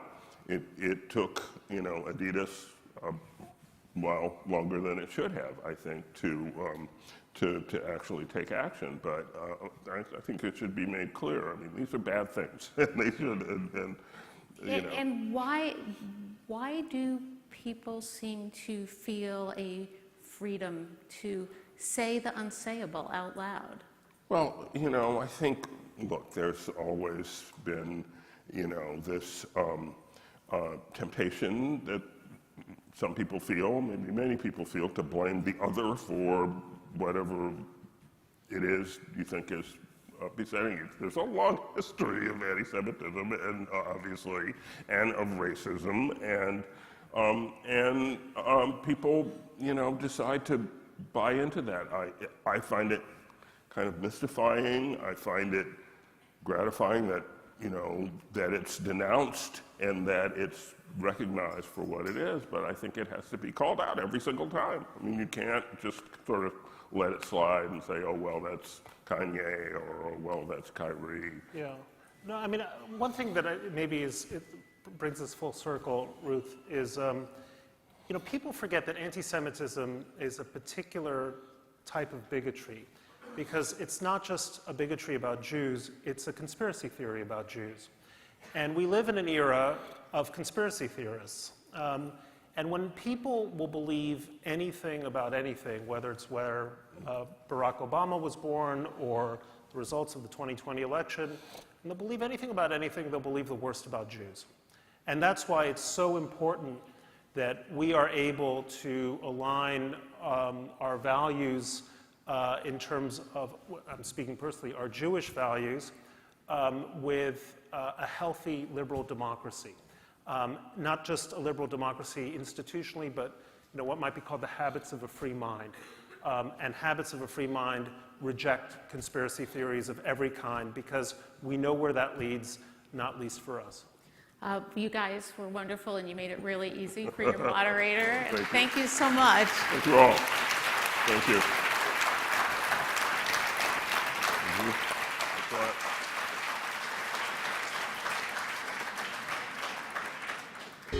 A campaign based on the Festival of Lights is designed to stop a growing number of anti-Semitic incidents. The National Shine a Light campaign. Shine a Light. The Shine a Light campaign. The light that radiates from each candle on the menorah is the light the Jewish community says they want to shine on the hatred.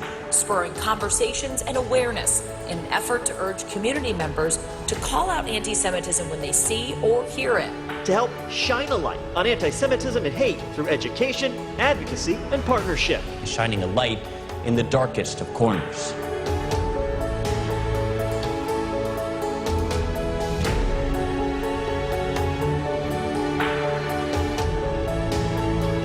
Several hundred sang and gathered in Times Square Monday night to celebrate Hanukkah, but it wasn't all lighthearted.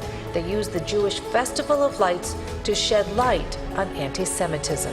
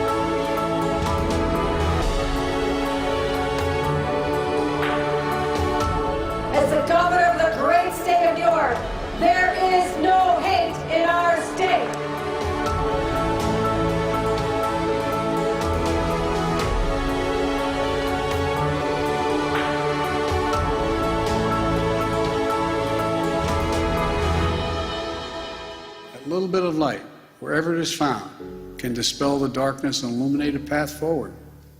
And whether it's in the Temple of Jerusalem or a temple of our democracy, nothing broken or profaned is beyond repair. Nothing.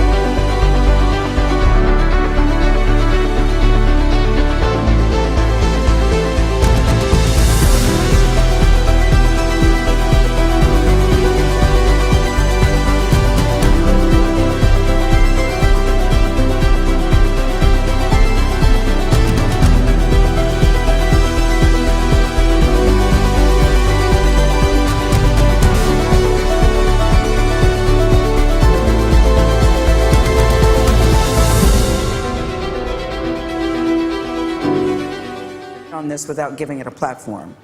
You know, that's what I struggle with. I would say shine a light on the anti-Semitism, Yes. shine a light on the anti-Semitism, and don't shine it on the anti-Semite.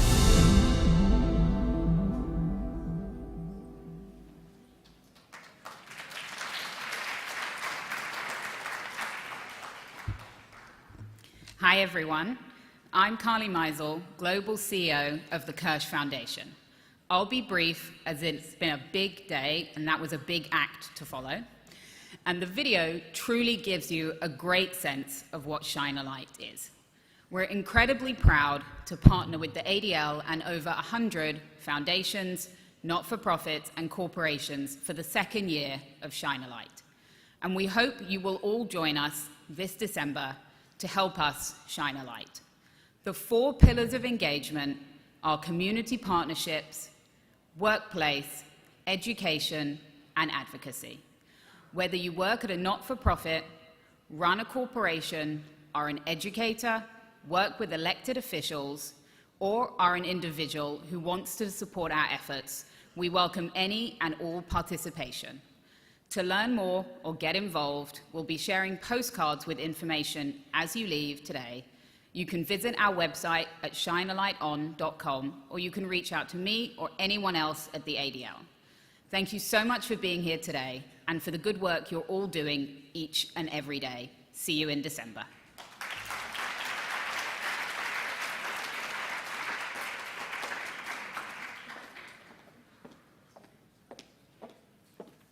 What a fabulous initiative. We're so excited to maybe all participate come Hanukkah, right? I'm also pleased to welcome our final speaker to the stage. And when I say we've saved the best for last, it's true. Please warmly welcome Doron Almog, chairman of the Jewish Agency for Israel. And we are honored to have him here today to share his powerful story.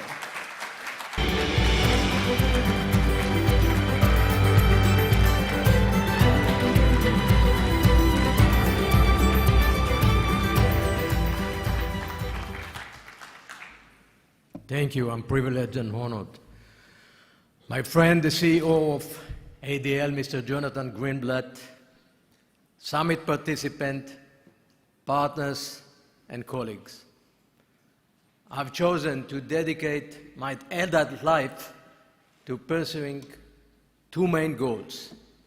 The first, to defend the state of Israel and its people. And the second, thank you. And the second, to fight against prejudice and how it influences our society. The fight against anti-Semitism and racism, including their various consequences, is the linkage between these 2 goals. Defending my people, who are threatened by those who have been blinded by prejudice. This is also the ADL's goals, to fight decisively and uncompromisingly against all forms of anti-Semitism and against those who try to harm Jews and the state of Israel.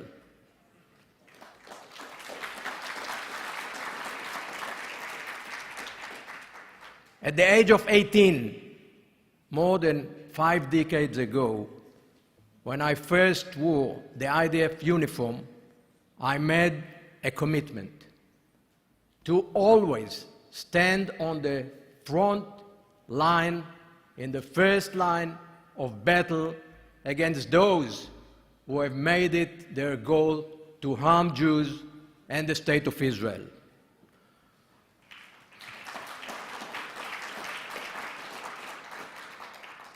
Our fight to protect our existence in the state of Israel and the constant fight against terrorism and its originator have led me to critical junction in defending Israel and its citizens.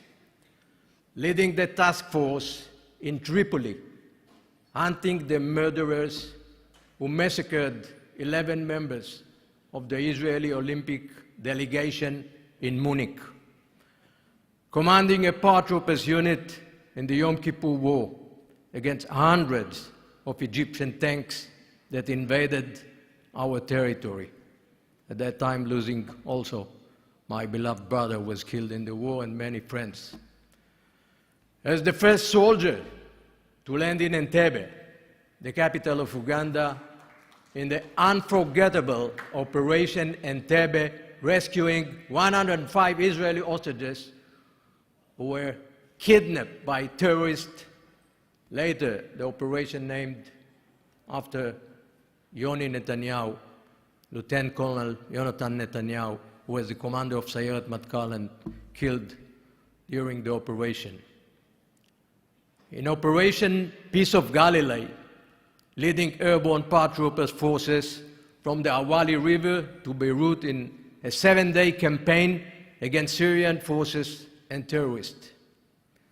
Participating in covert operation in Sudan to bring Ethiopian Jews to Israel after facing persecution and severe discrimination. For 34 years of my life, I've served as a soldier and commander in the Israel Defense Forces. But even as a veteran,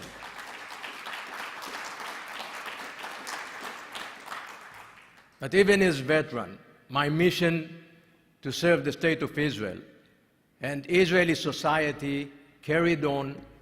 So was the fight against anything that engaged their future. My distinguished guest, I started my speech by saying that fighting against prejudice is a significant part of my life. In fact, prejudice is the reason we are all gathered here today. Prejudice created alienation and suspicion, growth and incitement.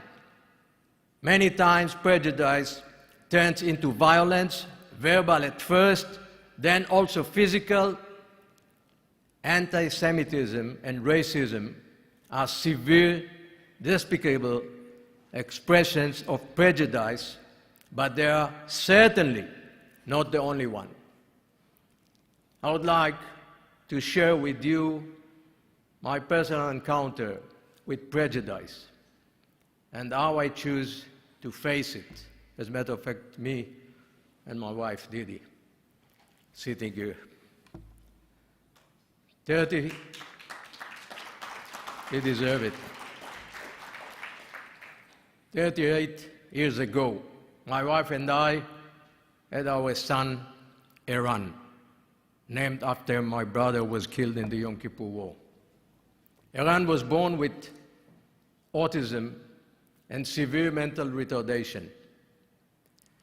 When we received the difficult news, we immediately had to deal with prejudice. How do you tell people your child is mentally retarded? How do you deal with stereotypes that affect the attitude towards those who are different from us? How do you deal with society that ignores or is ashamed of those who wish and mostly deserve to become part of it? Over prejudice, over darkness and concealment, Didi and I choose light.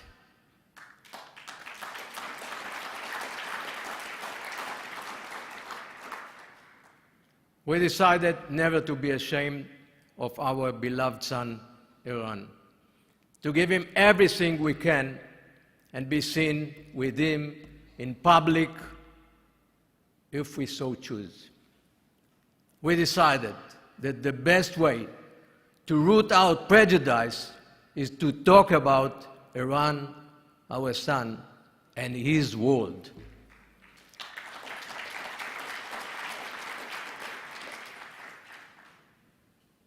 For Eran, who was called retard, in Hebrew it's awful, mefager, and for his friends who were not considered part of Israeli society, we established a village in the Negev, in southern Israel, a loving home for many, a place that leaves prejudice outside its gates.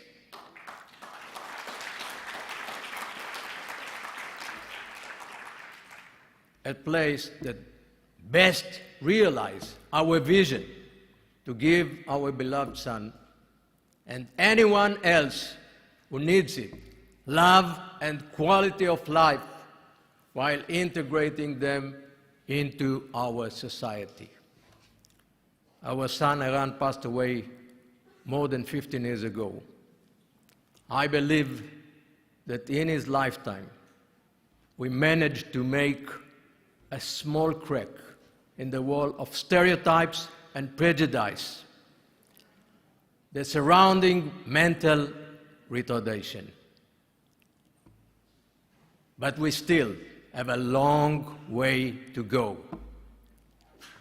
The mission is not yet completed. Prejudice still exists,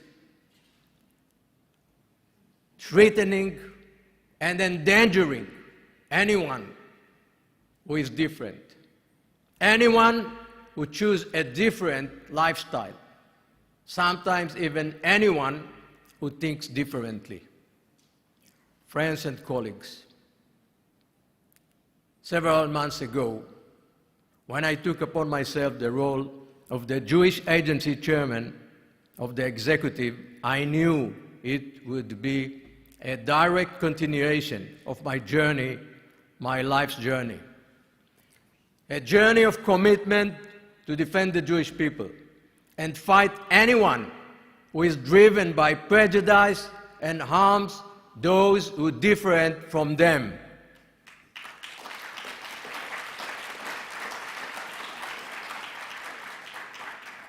Through our close working relationship with our core partners, the Jewish Federations of North America, along with Hillel and others, the Jewish Agency is on the front line of fighting anti-Semitism alongside ADL.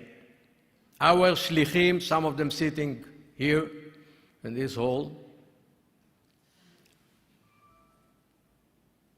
our shlichim communities and on campus are working tirelessly to ensure that anti-Zionism, which so much a part of anti-Semitism today, is called out and challenged.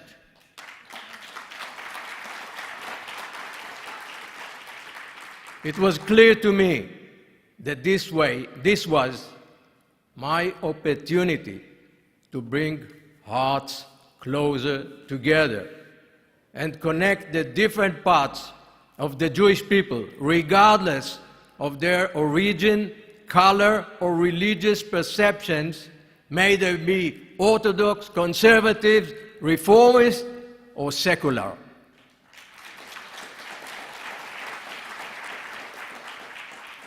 It is a great honor for me to be here with you.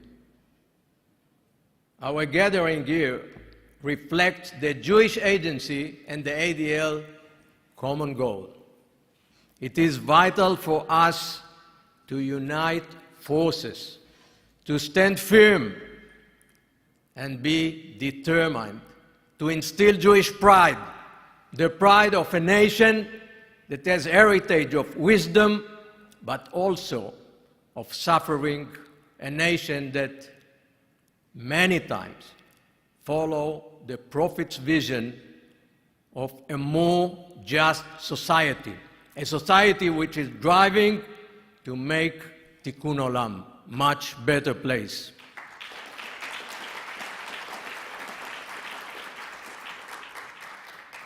With our hands joined together, the Jewish Agency and the ADL are force multiplier in our fight against increasing anti-Semitism.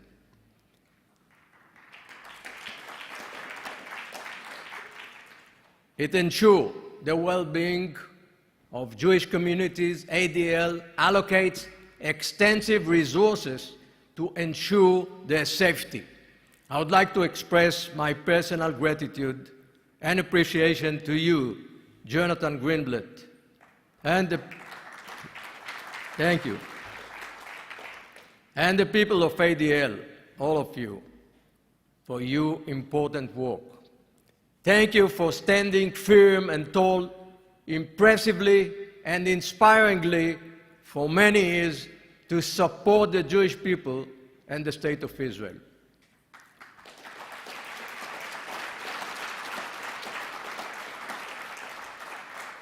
Dear friends, our gathering here today conveys a significant message that must be heard. The success of our fight against anti-Semitism, racism, and prejudice mainly depends on our unity. We must broaden and deepen the collaboration between the ADL and the Jewish Agency to secure the safety of every Jew in the world, wherever he or she may be. The Jewish Agency will continue to operate powerfully to deepen the connection with all Jewish communities, to bring more Ethiopian Jews to Israel and help them integrate into Israel society, while also working to reinforce the resilience of Israel society as much inclusive, tolerant, and united.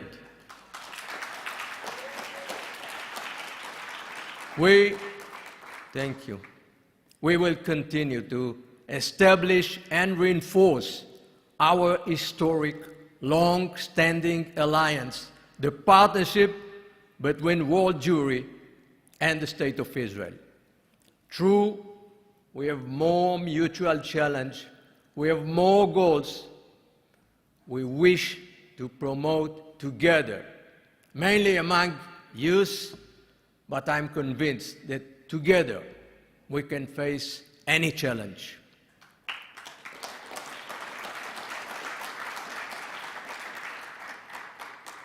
In the spirit of the chosen slogan for this summit, never is now, we will continue to act here and now so that all Jews all over the world feel safe, feel whole, feel that they are not alone.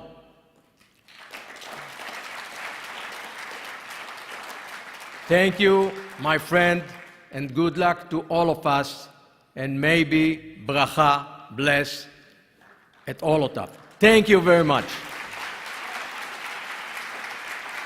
It's a pleasure to be with you here today, albeit virtually. I'm very grateful for the strong partnership my office has with ADL and that I personally have with ADL, and thankful for the hard and important work your organization undertakes. It's been a pleasure working with so many people, both professional and lay people associated with ADL. When I started in this position, I knew I was tasked with fighting back against expressions of anti-Semitism. My job, as I saw it, would be to put out fires, rhetorical or physical, in different countries, and to try to assess a situation of anti-Semitism breaking out in a foreign country.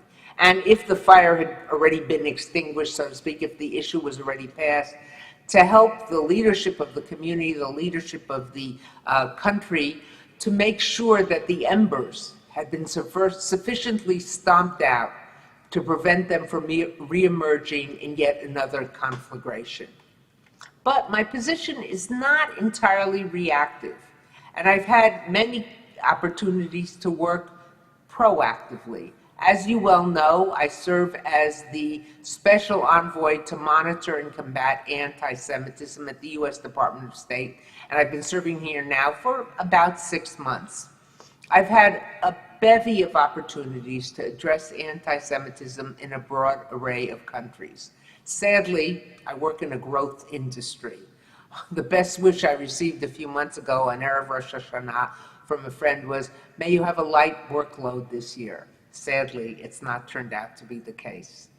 I've worked to ensure the condemnation of anti-Semitism, as well as that of Holocaust distortion and denial, forms of anti-Semitism, to ensure that the fight against distortion and denial and against anti-Semitism is incorporated into the broader context of American foreign policy. This is what I mean by when I say I've had a chance to do proactive things. This has been made possible. My ability to make sure that the fight against anti-Semitism is part and parcel of the greater scope of American foreign policy has really been made possible in great measure by the support I've received from colleagues throughout the department, from the Secretary of State and the President and Vice President. By working collaboratively with an array of colleagues, by creating a broad-based wall of condemnation, by convincing other international actors that anti-Semitism cannot be left to stand uncountered, we have made sure that anti-Semitism in all of its forms is something the American government does not countenance. Let me give you just a few examples. I could give you many, many more. In the past few months, we've responded to Palestinian leader Mahmoud Abbas's comments distorting the Holocaust, in Berlin no less. When he was asked about the Munich Olympic massacre, he responded somewhat jocularly with that he could list 50 Holocausts. Hungary's Prime Minister Orban used language when he was talking about immigration that evoked Nazi-era racial policy. Iran's Supreme Leader Ali Khamenei claimed, and I quote, that the recent riots and upset in Iran were schemes designed by the U.S., the usurping fake Zionist regime, and their mercenaries. We spoke out against that, but we didn't just speak out as the Office of the Special Envoy to monitor and combat anti-Semitism. We brought in other colleagues who touched on these issues. We worked with them so that the voice was not mine alone or my team's alone, but it was really the voice of the United States, the voice of the United States State Department.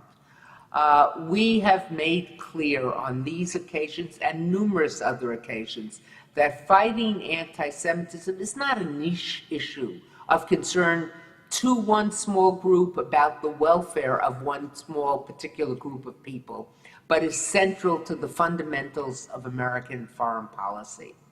And importantly, when we speak about what anti-Semitism is, it is also important that we speak about what it is not.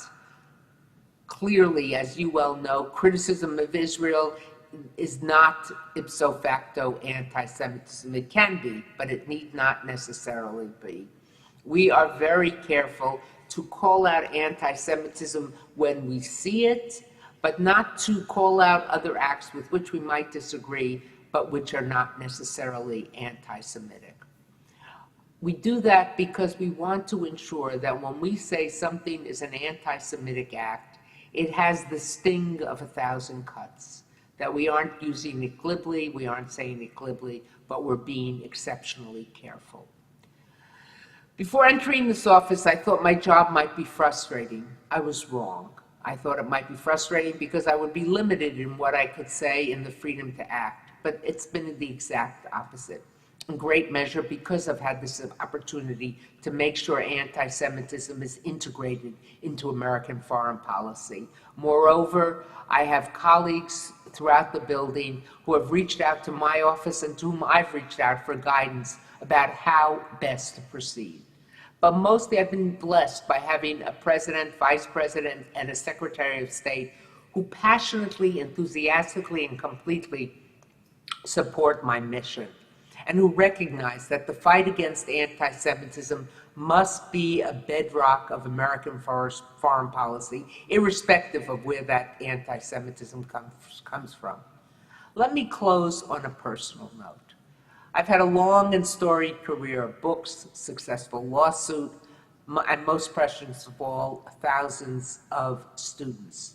I was satisfied with what I had and the way my voice was heard. I was quite comfortable. I taught, I was a senior professor at a very respected university, had a chance to sit and write my books, write my articles, and do my teaching. Then came the call from the White House, informing me that President Biden was nominating me for this position. The truth of the matter is that I hesitated just for a few moments before saying yes. I wondered, why should I give up this comfortable position?